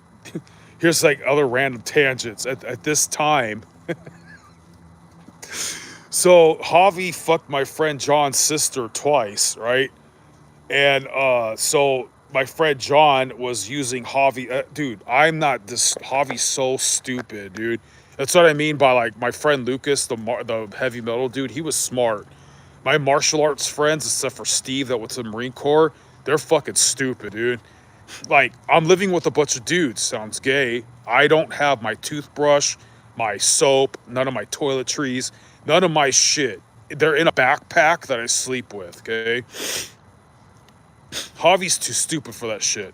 Javi fucks John's sister, dude, like in the middle of her house, dude. I mean, he fucked his sister in the middle of the front room, dude. I mean, the parents were fucking there, dude. Like, he didn't, like, sneak to the garage. They didn't go to the bathroom. They didn't go to his car. They just fucked in the middle of the house. And he got caught. So, what do you think? Right? On, John... So, for revenge, John was using Javi's toothbrush on his balls and up his ass for like 6 days before he told him. So what else? Okay, so got all this shit. 23rd birthday. They bring this huge dude over for me to grapple. And I was going over the story the other day while I was hitting the bag, how I beat that guy really fast. And I didn't think I was gonna beat him, dude. I was training every day. I was scared of him. I took him super seriously. He didn't take me seriously. And then everybody's like, "Oh, dude," they're Chicanos, but they talk like they're white, dude. Dude, oh, yeah, they might as well have been lifting me on their shoulders, going hip hip hooray. And we just brought that dude to the party to get sacrificed, and we're ignoring him. And he's just like, he's not a part of our clique. So whoever brought him over just acted friendly enough to get him in there so we could whoop his ass and feel better about ourselves. And then, oh yeah. So there's a bunch of fat chicks there, but one of them was pretty damn hot. And, like, this is where this is where I'm going to turn people off. Like you should stay tuned. Like, what the fuck is this guy saying?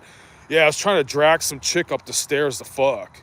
So, like, we're sitting on the stairs. I'm grabbing her tits and kissing her neck, and she's starting to feel the vibe. So I start fucking dragging her up the fucking stairs to my room. She grabs the railing and she's laughing. She's laughing, dude. And she's like, she's elbowing me in the face. She's fucking punching me in the nuts. She's fucking pitching me, scratching me. And I'm like, oh, we're having a good time, right? I'm fucking tickling her, dude, and biting her back, right? Then everybody gets in the front room like, oh man, is Nacho raping some chick? And they see she's having a good time. So they just kind of fuck off, like, I'll whoop their ass anyways. So, anyways, starting to kiss her up again, kiss her neck, all this other shit. So I think she's ready to go. So boom, I grab her and I start trying to drag her up the stairs. She grabs the railing like, no, right? She starts beating my ass. I start beating her ass, right? Like, eventually I had to let her go, and I got blue balls really bad. And I still got her number. We end up prank calling it. But I almost fucked that chick, dude. And like nowadays, like these dudes nowadays, like I said, they're just sitting there like, oh, you think you could hold my wiener since I like have a Dodge Charger and I took you out? Like back in those days, dude, you just kind of like caveman the chick up, dude. You just kind of like grabbed her and fucking Conan'd her up, dude, um, yeah, dude, 23rd birthday was fucking awesome, dude. No sleep paralysis then. Stupid music still fucking playing. What else happened, man? Fucking, oh yeah. Fucking chicks, sleep paralysis, demonic shit. Fucking, what else? Oh yeah. I started changing. I became a fucking square ass, like, I became a square ass nerd, fucking inadvertent born again virgin fucking Christian. It all started like well, like 5 or 7 years ago. I met my best friend who was cooler than all those fucking hyenas.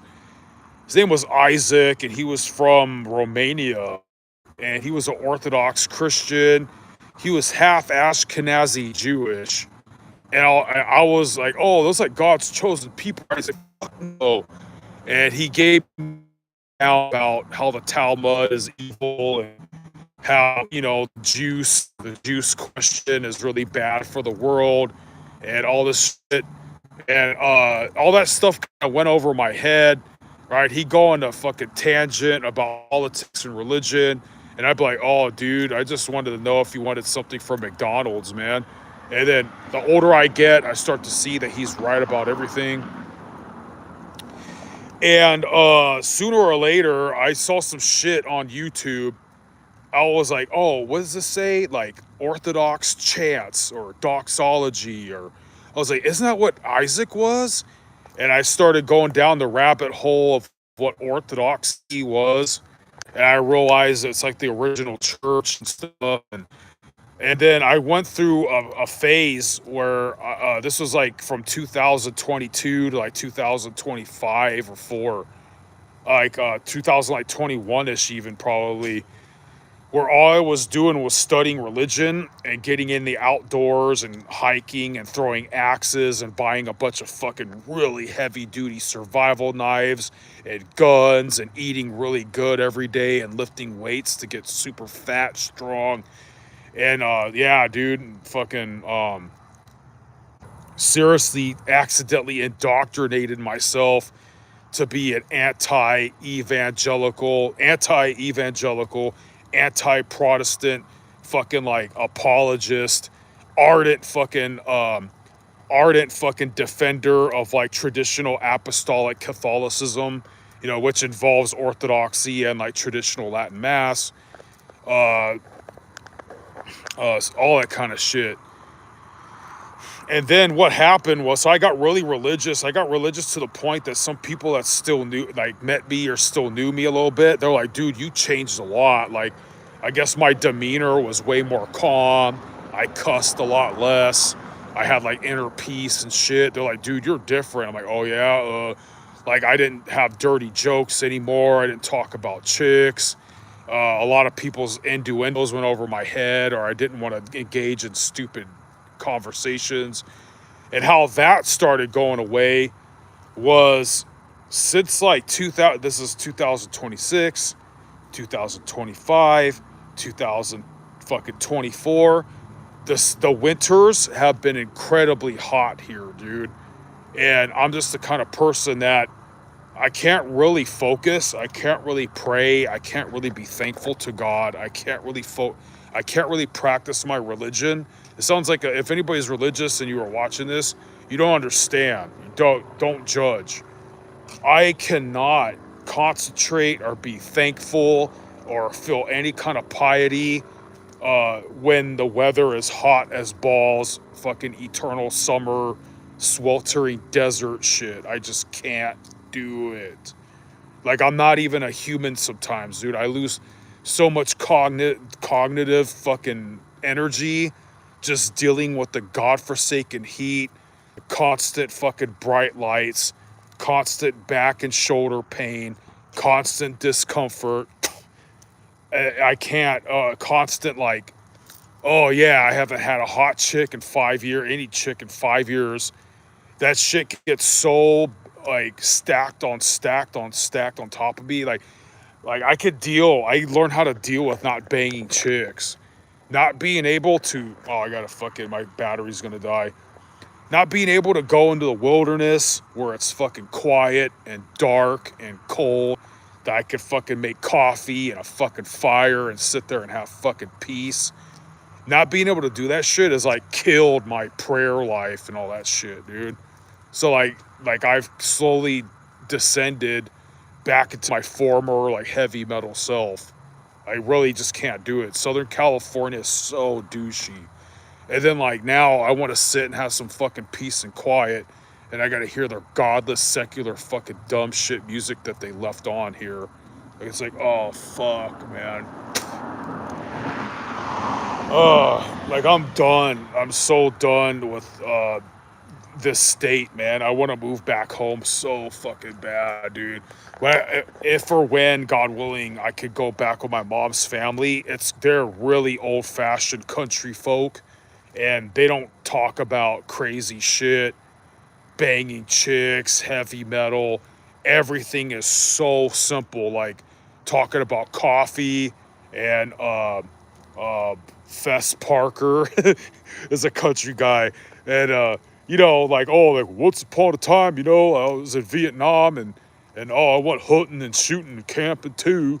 I'm like I want to be back in that mentality in the earlier 2020s where I was starting to be like that too. It's just a lot more peaceful. I'm a very uncomfortable douchebag right now. Very uncomfortable, very edgy. Fucking my back hurts so fucking bad, right? Fucking, it's gonna be hotter than shit tomorrow. Bunch of fucking stupid flies. Everything's so fucking bright. Everything's so loud. Everything, nigga, bitch. Like, fuck, I can't fucking stand it anymore, dude. Like, it's a miracle that I haven't become like a mass shooter and shit. I swear to God, dude. Like, that's how you know I'm a good person or a real Christian. Like, it's fucking stupid. It's fucking so goddamn fucking stupid, dude.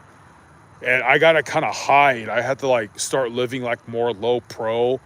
I have to kind of act stupid or fucking fake an urban fucking twang or just not talk at all to like go about my day and have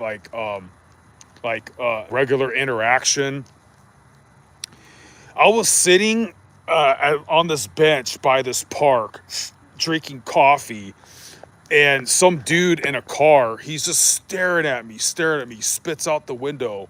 I go like that back, and I look at him, rolls up his window, quits fucking looking.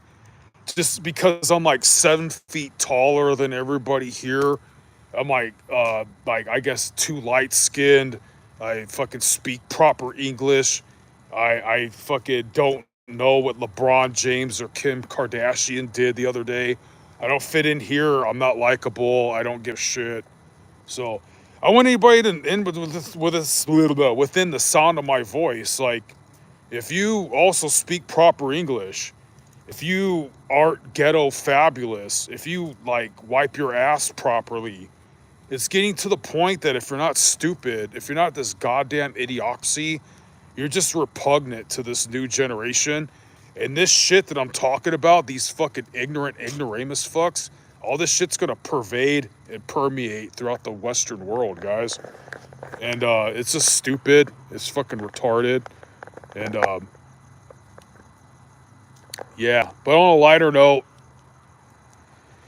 I'm glad nobody came here. No one gives a shit. No one's gonna turn that music down. Fucking, I don't give a fuck anymore. Back fucking hurts. I should just be sitting in peace and fucking quiet tranquility. Should be coyotes fucking yelping over there. Oh my god. Oh yeah, I tried to fight coyotes a few times. Fucking, I get in these stupid conversations with libtard bitches that I'm supposedly an animal abuser. I'm like, you're dumb, because I got these videos of my silly pet cat that loves the shit out of me, and we love killing things. She kills rodents. I help her fucking kill the rodents. What else? Fucking, I like to go boar hunting. I never get around to it. And I try to tell these libtard bitches it's like talking to a rock. Like, wild pig, bad for environment. They hurt other animals by eating their food. And like, God put them here on earth to eat. Oh, you like abusing animals? This stupid bitch. And coyotes are ugly. They'll fucking eat your kid alive. They'll drag your kid away. Just look at their teeth, you know. They're fucking, I know God doesn't make anything bad, but coyotes are pretty fucking dangerous, man.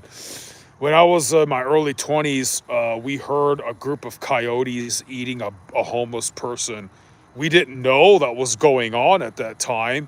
We, you know, after like months or years of contemplating what that horrific noise was, that was obviously coyotes eating a fucking homeless person.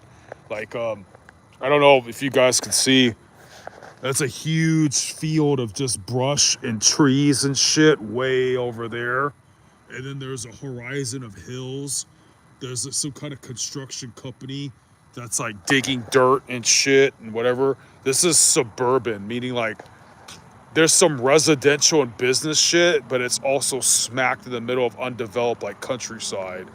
So there's like bobcats, not wild boar, coyotes, right? Wild boar is by the Santa Ana River. If I go in my archives hard enough, I could find at least one or two videos basically showing wild boar, something's eyes glowing in the dark and shit like that. Good for me. I really do. I have a video where you could see something's eye is glowing in the dark. It's hiding in bushes. And the only thing that's separating me from probably being mauled and trying to stab, like, you know, whatever. I think it was a wild boar that was smelling the beef jerky I was eating, but there was a 3-foot deep, like 20-foot wide river separating me and what it was glowing in the dark. I have that in the short clip. That was pretty interesting. So, I'm not a skydiver or anything. I'm not as badass as my hero Joe X, but I go into the wild around wild animals and shit with like only a hunting knife, because I'm a California boy and we're not allowed to have guns. So any the fuck way, I have to sit down super fucking bad. My back hurts really fucking bad. I gotta charge this fucking phone. So fucking A. I'm just blabbing my ass off to stay the fuck awake, dude. Well, I mean, I wouldn't have a problem staying the fuck awake. I just wanted to sit the fuck down, have peace and quiet, and watch scary shit. So again, if anybody gives a shit, I'm boring. But you know what's not boring? My playlist of other channels. If yuns look at my playlist, anything that has a yellow star in front of it is going to be pretty fucking interesting shit, right? Tell you about how the world is going to shit, right? Pretty soon, I'm gonna show these shows I'm in a lot of, I don't mean to bitch and complain. I'm in a lot of fucking pain, guys. My back and shoulder and shit like that hurts all the fucking time. Hold on. Mother stupid fuck. My friends that were doing martial arts are douchebags. They'd be like, oh, like, you need, you know, you're not tough.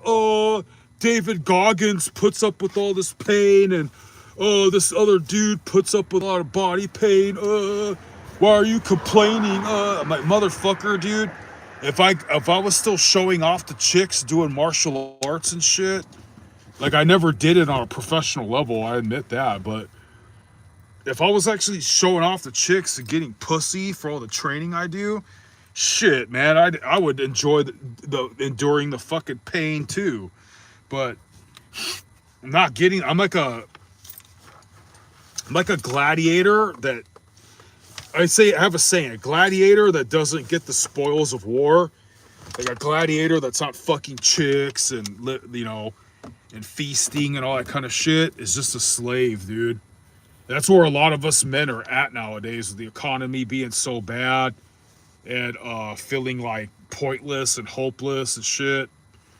Fucking this sometimes I come upon these other channels where the person's moping. He's a younger man, oh, today this kid, he's like, oh God, if you're testing me, please make it stop or whatever.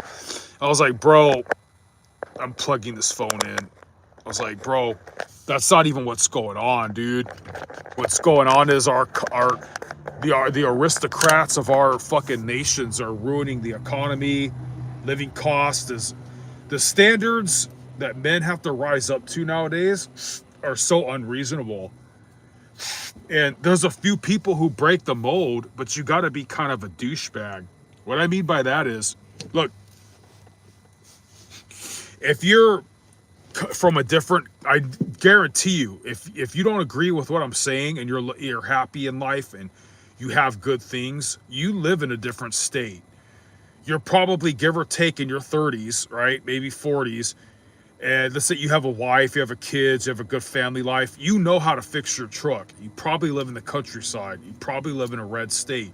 You probably have a wife that's not an idiot. You raised your kids good. You come from a good family upbringing. I'm talking about, like, where I come from is, like, I don't know shit, dude. I only know, like, I don't know how to weld. I don't know, like, how do I put this, man? I put it like this. Let me put it this way. Okay. My only white friends, Isaac from Romania, my friend Sean, who was a soldier in Iraq or Afghanistan, right? Myself, right? We're not having any kids. We don't even have girlfriends. We actually give a shit about who Ben Franklin was, who Thomas Jefferson is. If we had kids, teaching them American and Christian values would be the forefront of our will, right? If we had a family and all this stuff, we'd be taking them to church, telling people about the Constitution, right? Whatever, living the American life, living the American dream. My friends, the people I know who are having kids, ghetto fabulous Javi, my friend, my fake friend John, who's, he's not a white boy. I'm not trying to be racist, but he's too stupid to even know or give a damn that George Washington is not in the Bible, that no, Moses didn't free the blacks, no, Abraham Lincoln wasn't the one who parted the Red Sea. He doesn't give a shit, dude. He's having kids. Javi's having kids. They're not married. Those kids are growing up without a dad. Their moms are on welfare.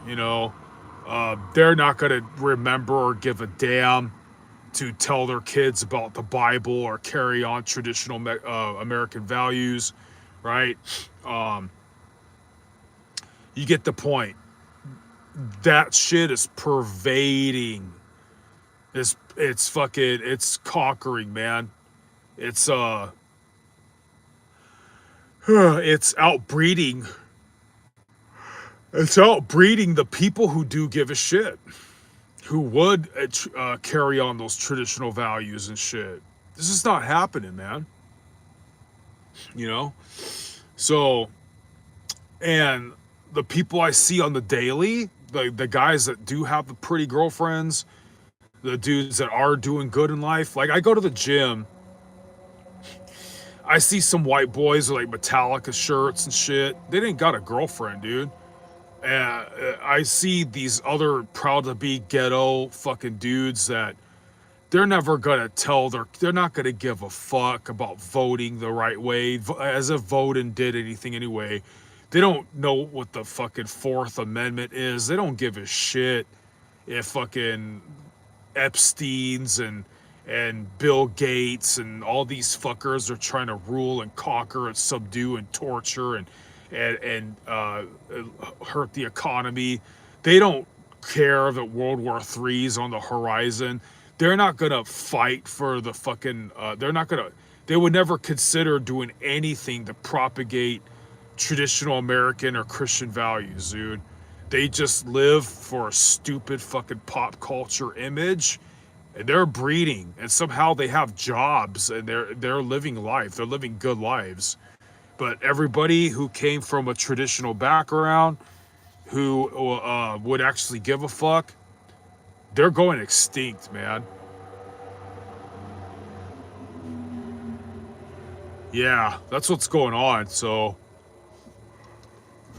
anyway, I gotta clock it again in like 15 minutes or whatever. Until then, I'm going to just go over some fucking pictures I might have. That was me in my early 30s. I guess I'm all buff as fuck and heavy metal. That's at like the Getty Museum or some shit. There was that hot ass bitch I fucked again. I fucked the shit out of her, dude. That's a picture of her being a drunk slut at a party. Look at that. She doesn't have a thought in her brain, dude. She's like hot women don't know any kind of transcendental things like loneliness or fucking like guy struggles, like, you know, having the pay bills, and she does come from a poor background and shit, but that's just the look of a bitch that doesn't take men seriously. Knows she could get anything she wants. She parts the seas. She doesn't. That's Kelly Bundy, my crush. Just to let you know, I fucked something that looked like her. I punched me in the face. Like, I hate it when sausage brags a sausage. That's us when we were a little bit younger, right? That's me in my late 20s. Fucking. Yeah, that's us being kissy with the blonde chick. I showed this to another blonde chick. She's like, wow, you fucked her all over the room. And I was like, nah, I fucked her all over my car. This bitch hated my guts. This chick she's fat there. She's wearing a t-shirt. Like, that's not her done up. She's actually she has a really pretty good body and shit. I'm not into this shit. She hated my guts, and she said, like, I fucked the blonde chick. Look, this blonde bitch, she loved me, dude. Even though she was a slut, this bitch hated my guts, dude. This bitch wanted to be, like, choked and slapped, and she was an aspiring sadomasochistic porn star. I had to crack my neck. Women, they make no sense. So she supposedly got touched when she was too young, and she hates men. And right, she's like, she hates men. She got touched too early in life, like, and she scars herself. She cuts herself. I never seen a bitch with horrific ass self mutilation scars like she does. but she wants to be a porn star, and she wants to get fucked really like mean and like it doesn't. Women don't make no sense, dude. They make no sense. This is me like that's not the wrestling team. That's just wrestling at a wrestling place. I was training for pro wrestling. Oh, my neck. I'm a big dude, so you can imagine how big that other guy is, dude. Fucking I was basically an HOA officer and shit. That's a fucking Crown Vic. It's me in the stupid uniform. Stupid bitch again. Fucking that's me, the most like serious security job I've ever had. Right? Fucking whatever. Um Yeah, really cute. But like, she just does not take. That's a man eater, dude. She just uses men. Like, she's happy, dude. She gets her way in life. Everything placates to her, dude. But so like sometimes with women, like, dude, I get this is why my Latin friends love white bitches, dude. Like she was so like fuck, dude. The other chick I showed you, the one that hated herself, she was Mexican. She was a bitch, dude. They make you feel like shit. Like I didn't fuck this chick. She's one of my friends. Look how mean she looks. She's I willfully got in the friend zone with her. Her name's Angie. Dude, this bitch she's well into her 40s and she looks like that. And you know what kind of guy she got with? A 60-year-old biker gang member with one leg. Because women like that want to be with a man that doesn't take shit. I hope the best for her. She's a good person. This chick is not gross. She doesn't talk dirty. She doesn't really care about sex. She never flirted with me. This bitch is pissed. That's a mean, like I never she she carries herself like a dude. Like she fucking death threats people and everything, dude. We got along because she likes fucking cats and the band Slayer. That's a fucking badass bitch, dude. Like I don't mean to simp out. Like I got friend zoned by her. I never fucked her. But they don't make them like that anymore. I broke this axe. I got into axe throwing. That's like me actually dressed up and shit. I'm not, dude. This is when I was having massive cougar sex. That's when I was at the height of my sleep paralysis, demonic activity, going to heavy metal concerts. Like, I fucked the living shit out of that cougar. Like, dude, I'm a good athlete, dude. I can hit that bag hard. I have, like, really good endurance. I fucked that bitch to smithereens, bro. That's how buff I was at age, I think, 22. I was 22 years old, training for pro wrestling. That's doing desert security.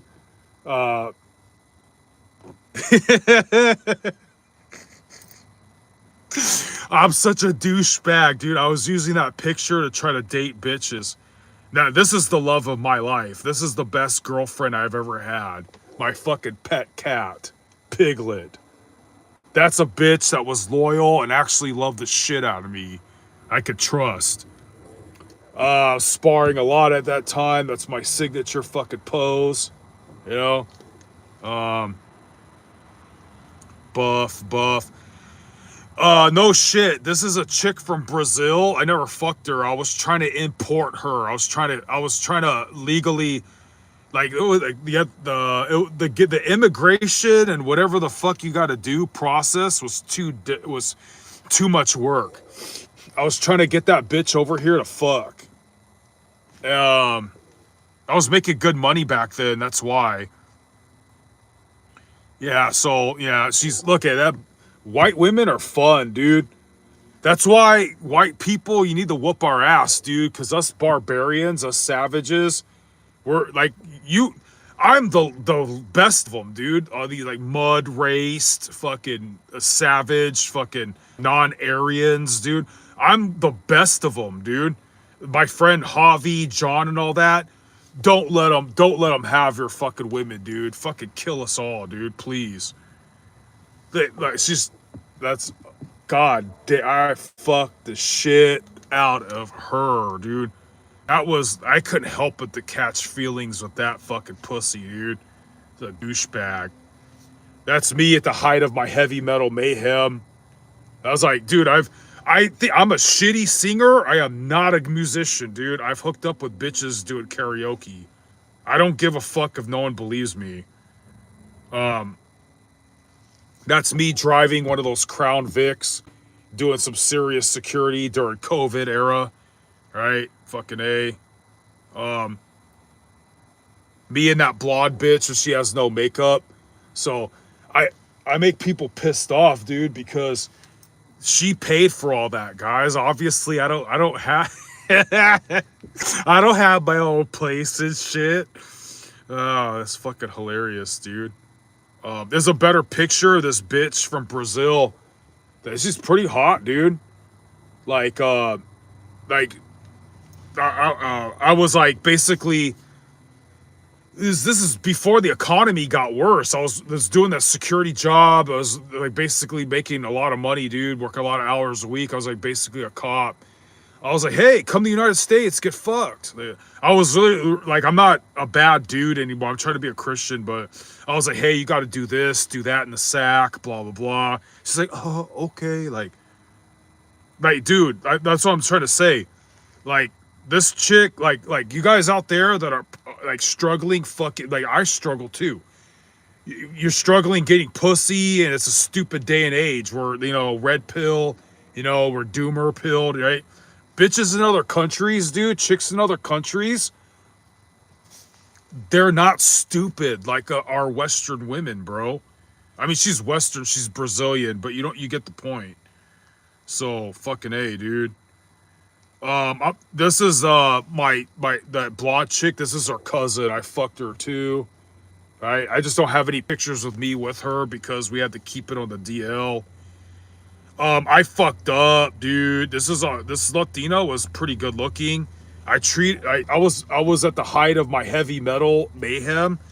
She was smart, dude. Dude. You know what's funny? You guys are gonna laugh. I was being so negative. Like this chick, she was a dental assistant. She's like, I'll get you an apartment. Let's move in together. I was at the height of, I was so absorbed with red pill philosophy, with MGTOW shit, with being like a misogynist. I kept treating her like shit in the sack, and she broke up with me. Good for me. Um, that's me with that blonde chick with her friend in the background. I didn't get around to fucking her friend. Like, I would. I'm a bad dude. I would have, Oh, here's another. That's the cousin. She sent me this picture. My blonde chick's cousin. Yeah, I fucked the shit out of her too. Actually, the blonde chick I fucked the shit out of. The other chicks I fucked the shit out of. Her cousin I gave like. Her cousin was for fun and like actually intelligent conversations. I kind of half-assed it. Like I tried to do a really good job with the blonde, but with her cousin, I just like fucked her. What else? Oh yeah, this is around my 23rd birthday. That's funny. I have a cone on my head.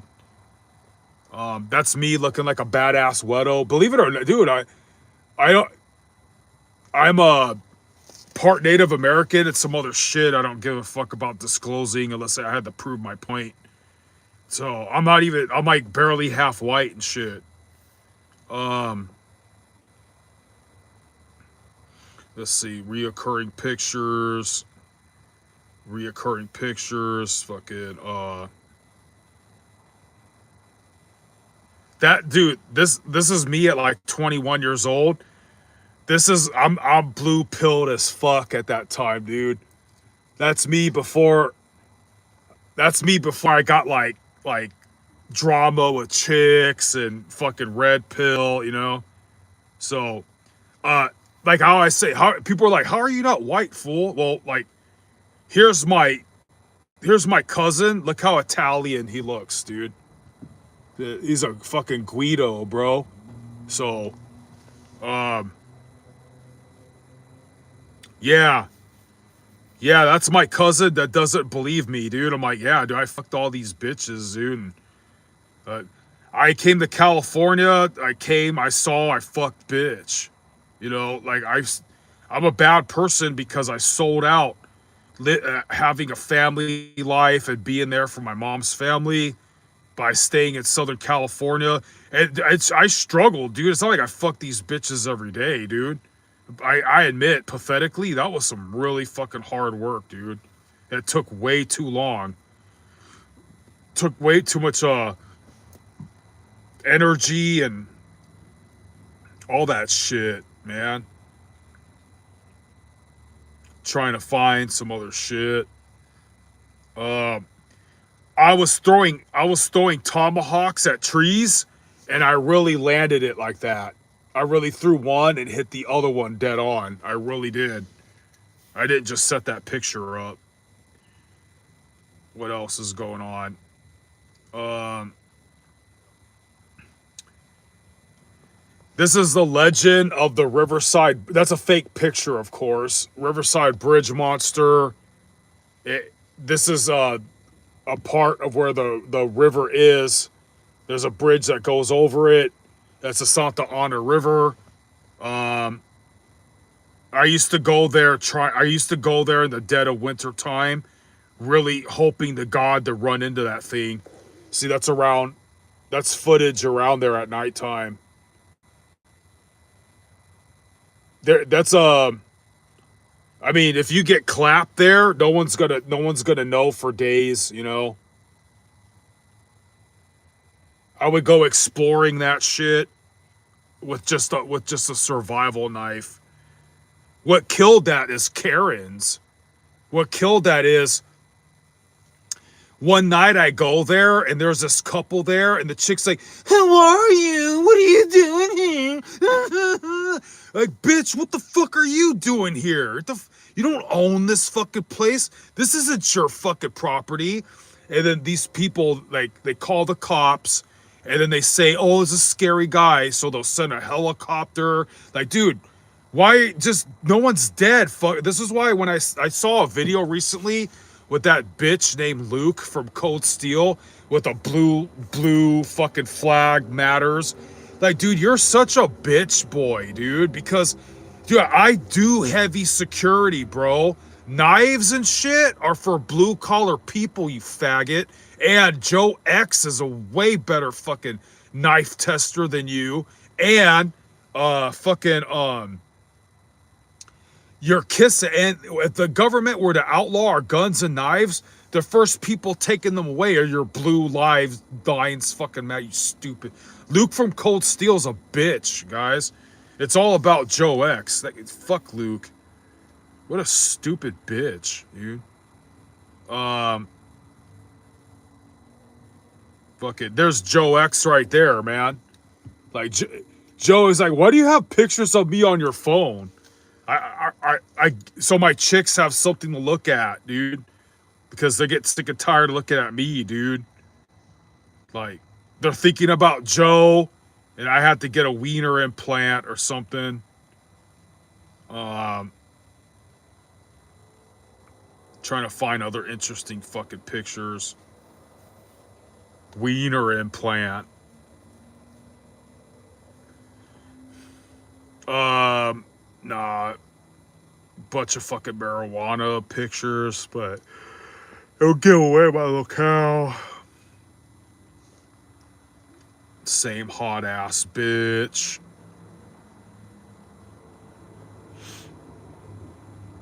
I better take this fucking picture. So I take the picture. I gotta go clock in. We have to take a picture of our location. Shit like that. Fucking A. Um, That's on top of that's from on top of a mountain. That's how hot the summers are, guys. That's where I was working at. That's what I'm bitching at, guys. Southern California, dude. Like where I live and away from the beach. If the horizon looks like that, you know how fucking hot it is, dude. It's fucking hell on earth. One time I went walking with that stupid sadomasochist bitch. I told her we had to go pay some bill, and I had no car at the time. I was like, bitch, just go home. There's the bus.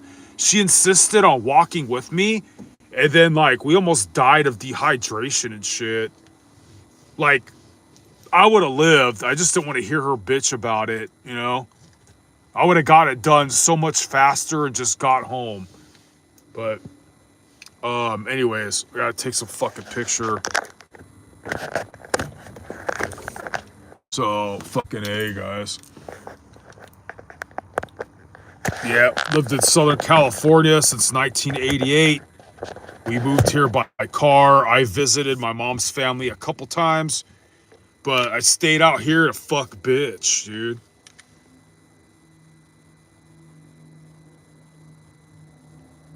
I've had some fucking marathon ass fucking sex, dude. Like, one thing, my friend Javi's a douchebag, you know? But one thing that me and him used to do, we didn't really just like certain bitches, we didn't really like just fuck them for pleasure, dude. We try to like punish them with fucking tip the balls fucking pounding, dude. Like try to make it like prove a fucking point, you know? Using like people are supposed to get in the martial arts for honor and like everything Chuck Norris is about, like being mild mannered, being humble, having honor and respect. No, me and Javi use the fitness to pound the living shit out of Snatch. Um, Hold on, I clock it every hour. It's switching hour right now. But honestly, that shit's douche as fuck, dude. Like honestly, dude, I'm telling you, I want to be all wholesome. I want to be like a good Catholic. I want to settle down with a nice woman. That shit's talking like fags, dude. Western women are fucking polluted, dude. Western women are a lost cause. Western women, they only like that blonde chick only respected me because I fucked her cousin, dude. After that, she started getting all possessive. I'm like, what the fuck? Which is funny as fuck. Because when I was totally and like really scoring that blonde chick, I got like so much like hate from my friends and like respect from society and like wherever I go, everybody looks at me like a fucking monster, right? Everybody looks at me like you know, a scary, foreboding person, or they look down on me because I'm poor, or whatever, you know. But when I was screwing that chick, you know, I'm scared to drink out of my own thermos now because I saw a fucking rat. I saw a rat fucking walking around, dude. I hope it wasn't drinking out of my cup or something.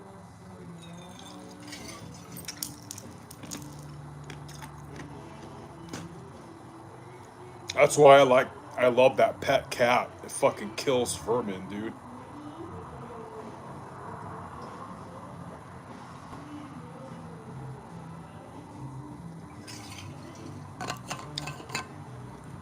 Hold on real quick. That music's all loud, so I could take a fucking video. I'm trying to tell my dispatch how loud they left this fucking music on.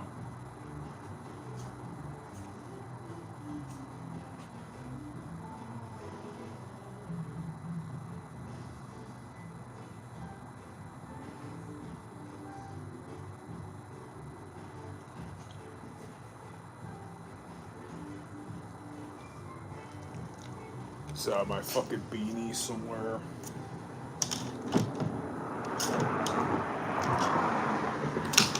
So I'm pretty sure I pissed people off because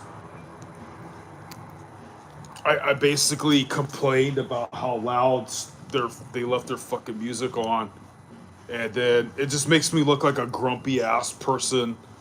They're not gonna really talk to me anymore. They're like, oh, I bet if it was country or rock and roll, you wouldn't complain because you racist dog. Like, no, dude, I don't even, dude, I didn't want to have to get on the internet and blab my ass off, dude. I really just want a peaceful night, dude. I really did. But so I'm making a live video, wasting all this fucking time, wasting my battery on my phone, cause something better to do. Fuck is my beanie, son of a bitch. Um, oh, motherfucking fuck ass bitch. Yeah, I don't want to jinx anything, dude. I like being security, but I could never be a cop because I don't want to. One, I would do corrections, and I don't want to look up butts. The fuck is my fuck ass fucking beanie, for fuck's sakes, dude? Everything has to, dude. Everything has to fucking piss me off.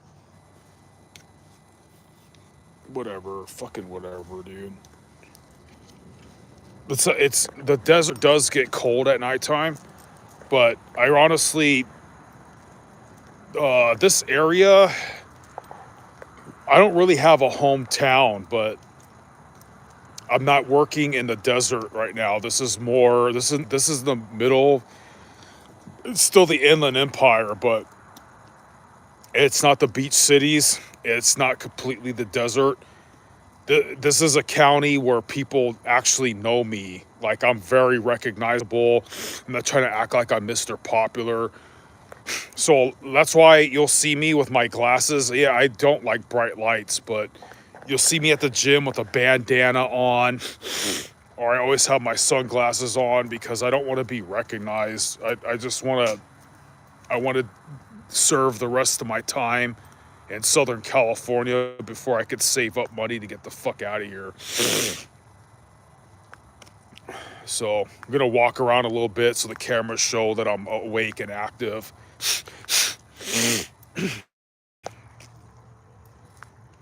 But yeah, dude. So I don't really care. I'm pretty immature for my age and shit. Like, I'm a self-proclaimed cryptid hunter. So it's fucking hilarious. Like, I went to the Santa Ana River like a couple times every year during winter, trying to hunt the Riverside Bridge monster, which is a cryptid that is garnered a pretty respectful, a pretty credible police report back at like 70 years ago. And I really went there searching for that motherfucker, trying to fight it with a fucking kukri knife. And you run into wild boars, you run into crackheads with machetes too, ironically. And I risked all that shit, you know? Like, did I think I was really going to run into that cryptid? Yeah, I had it in my mind that probably wouldn't happen, right? But what I wanted to center my channel on was hiking in the most like scary or precarious areas. I'm not going to give up on that.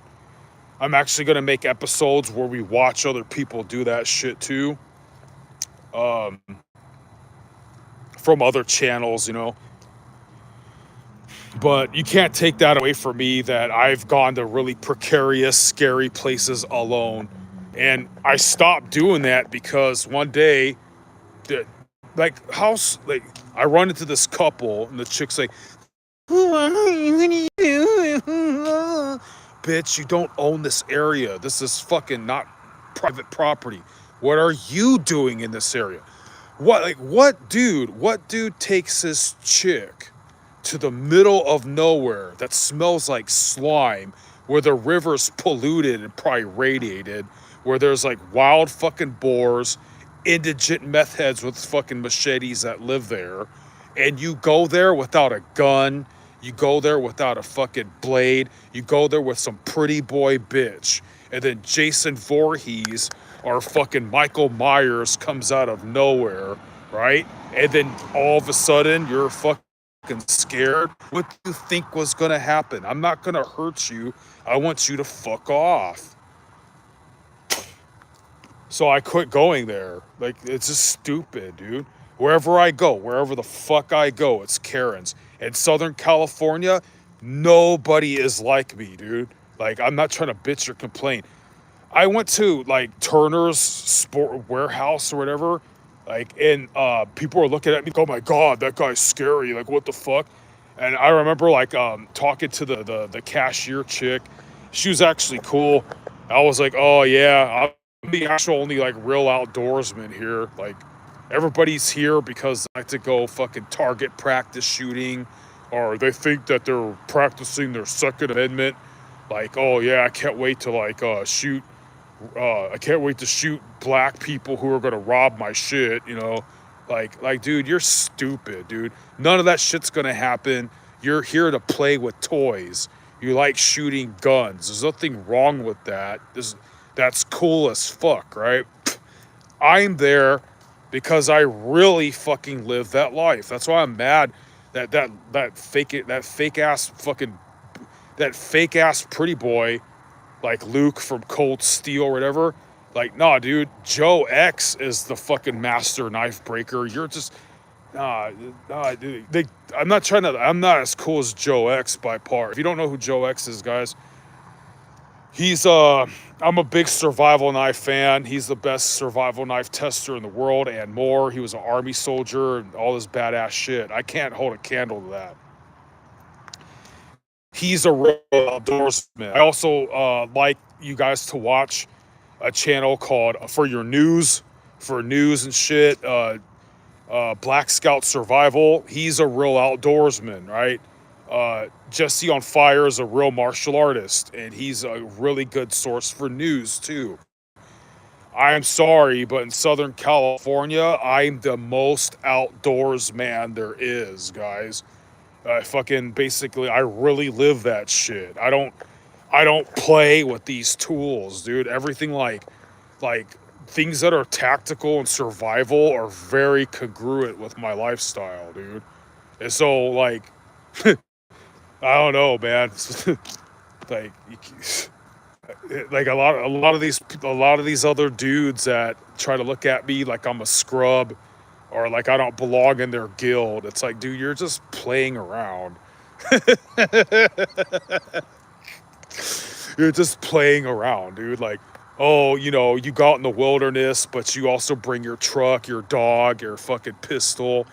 Dude, I've gone out in the most like fucking precarious ass wildernesses, right? With just a fucking kukri, with just a Bowie knife, a flashlight with batteries, and a ferro rod, dude. It's something to hold water, bro. Watch, let me show you something, man. Like, got my flashlight on me. Fucking son of a bitch. Like, I don't know if you can see how scary that shit look. That somewhere over there is where a bobcat was fucking pointed out living, dude.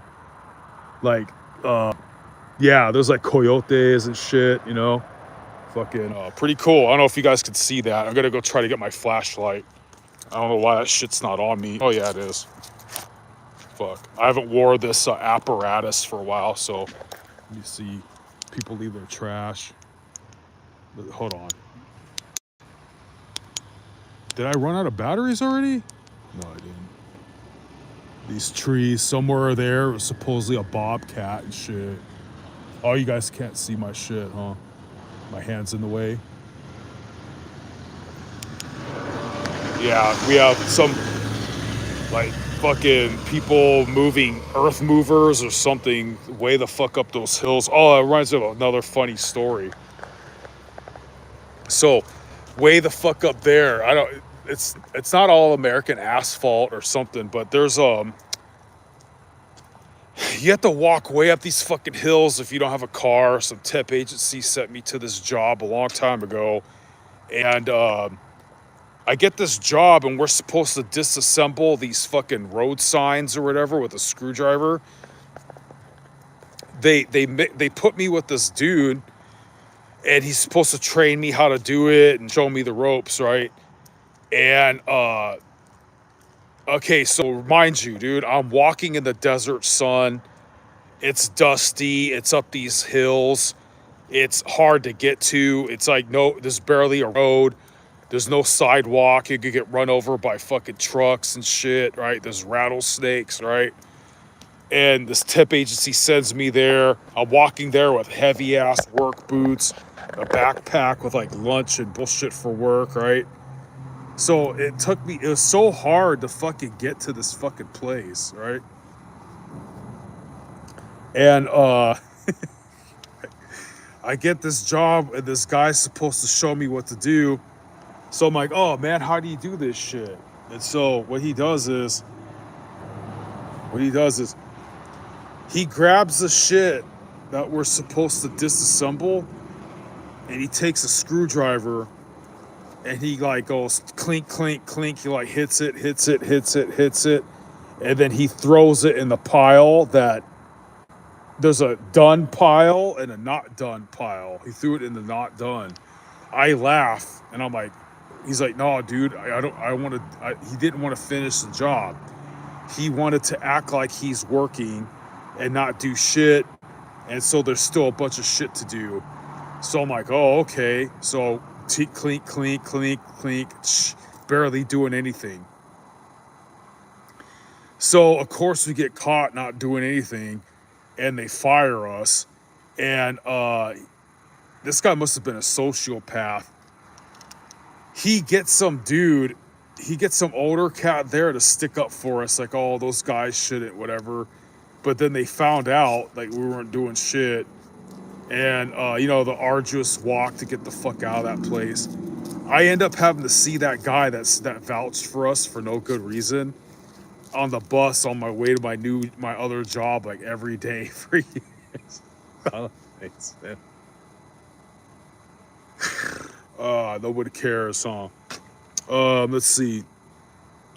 People actually wrote me back, huh? Let's get to some comments here. I don't think anybody. I think everybody fucked off. Hi, oh no, these are old fucking things. Hi, how to cope with love. Someone asked me, I don't know how long ago they asked. RX, right? You're the dude with the channel that has the good music on it, right? I left you a big long letter or answer to your reply to your post about how to deal. Oh, I don't know if anybody gives a shit. Someone asked me in the comments how to deal with loneliness. You know who you're asking about that problem, guys? You're asking someone that has no brothers or sisters. I can't remember the last time. I can't remember the last birthday party I had. I can't remember the last Christmas I ever celebrated. And you're asking one of the most number one people in the United States of America, dude. I have like no family or friends, dude. You're asking me how to deal with money. You come to the right place. I could tell you how I deal with it. I recommend. I don't know what hobbies you're into. I don't know what sports activities, art activities. I don't know what you're into, big dog. But I'm sorry I didn't see your request for a question. I could tell you how I deal with it. Thank you, God. I don't want to jinx it. I'm good at something. I'm good at training. I'm good at training for martial arts. I'm good at martial arts.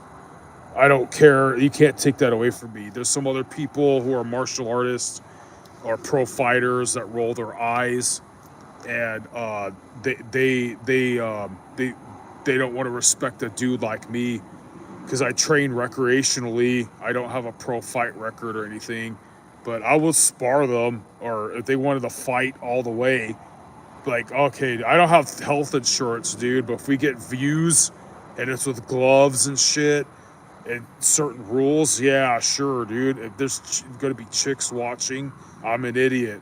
Sure, I'll fight you, dude. Like, I just won't be MMA. I don't do grappling. Um,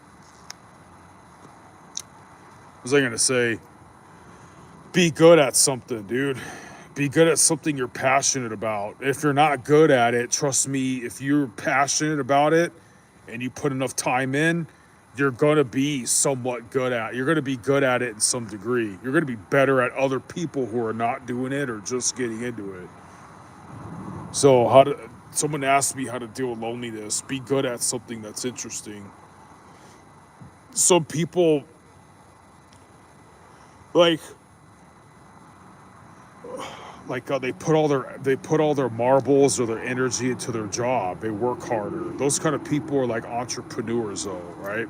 Or or they have a job that pays overtime. They welcome and they endorse and they admonish and reward overtime workers. So it's like either people are really into their job, they're really into their hobby, maybe they're really into their car. I'm really into survival knives, right? So you're asking me how to deal with loneliness. That's it. Be good at something. And if you're still young, dude, I mean, nowadays it's different because everybody stays inside. They're on their phone, or on a computer screen, or on a video game. They don't really get out and congregate no more. But especially if you're young, if you get good at something, that's your meal that's your meal ticket to get popular, dude. Right? Like when I was when I was in a little party crew, everybody did something and they were good at it before. Like they were just drinking and smoking now, but like one dude was a water polo guy. One dude was like almost a professional skater. One dude, Javi's the martial artist. We're pretty much almost all martial artists. So, yeah. Yep. Be good at something, dude. Yeah. Also, when you're good at something, and you can talk about something that you're passionate about, even if other people aren't into it. Just that the fact that you're into something and that you're noteworthy and knowledgeable at something will give you a level of credulity or status, or you stand out, some kind of rapport. So, what the fuck time is it? Almost 3:30. I'm sorry I missed your fucking request, dude. I guess I'm gonna fucking end the video, guys. I don't think no one gives a shit. Don't think nobody gives a shit. Do. Yeah. So, another consolation. Somebody asked me like, "Oh, how do you deal with loneliness?" I remember when I was fucking bitches, dude. Like I'm a good dude, so sometimes fucking feelings get attached and stupid shit. Fucking bitches with way too much drama, bro. It's too much of a liability. It's too much of a fucking like you're putting yourself out there, dude. Like all these bitches, they get fucked by other dudes. You're gonna eventually run into these other dudes that they fucked. They're gonna laugh at you, dude. Cause you're like with some stupid chick and you're paying for shit and you're listening to her dumb shit and you're dealing with her shit and you're taking her shit. And some other dude just fucked her easy, dude, and didn't give a shit, and you give a shit. So he'll look. gonna feel awkward all the time, dude. You're gonna have to deal with her fucking guy friend shit. You're gonna have to deal with her like, oh, it's just taking your time away from shit that made you interesting in the fucking goddamn first fucking place. Like, it's just stupid, dude. Every time I was fucking chicks, dude, I had to like eventually run into someone or something to remind me about how she fucked or sucked somebody else. And like, oh, you know, at this one party she was drunk and vomiting naked everywhere. And or they talk about stupid shit. They're talking about like their friends or their fucking family gatherings, like you give a fucking shit, dude. They're never talking about like one, I don't want a chick that's into the shit that I'm into, because then she's gonna have like broad shoulders and she's gonna be fucking masculine or some shit, right? I don't want that fucking shit, dude. But even though, man, like I'm not, I accept it like this, bro. Like, I'm a cryptid hunting, axe throwing fucking martial artist, dude. Am I really gonna find some hot chick that's just gonna sit there all day and watch me do the shit that makes me happy?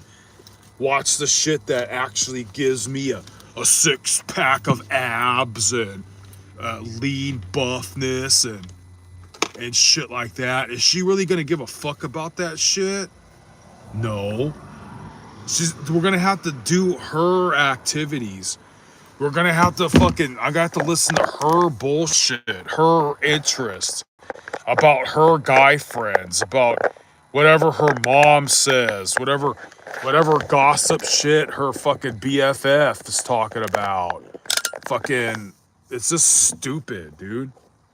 It's good. You have to deal with shit that you're not even fucking interested in, to wait for your turn to pipe some bitch down that you already piped and has been piped by everybody else. Who fucking gives a shit, dude? It's honestly not that big of a deal, dude. No matter how hot the stupid bitch is, dude, you're gonna get tired of fucking the same crap, you know? So,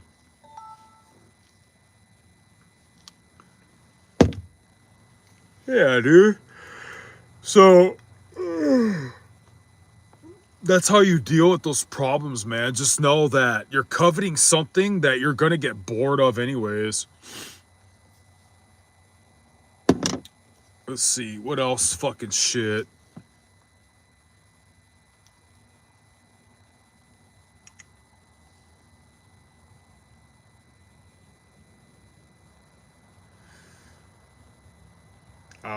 La.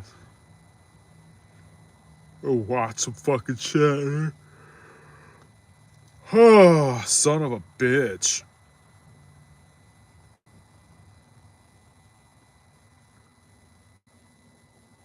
Yeah, man, for reals, dude. That's just stupid shit.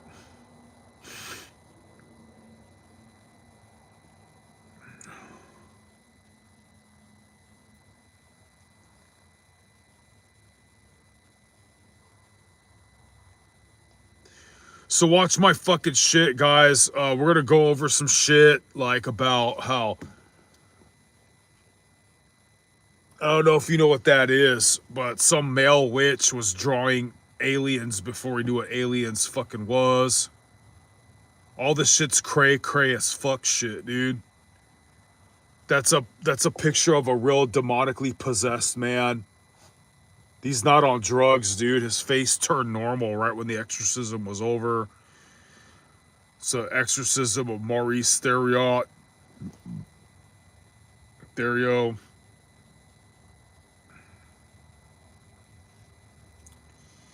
Yeah, dude, like I said, man, they really don't give a fucking fuck ass shit.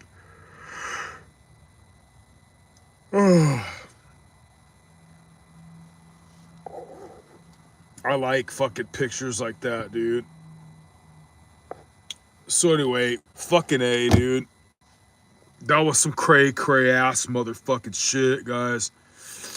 I better stay the fuck awake. I ran out of things to really talk about. I need to drink more caffeine, for fuck's sakes. But Mr. RX and shit, to answer your question, man,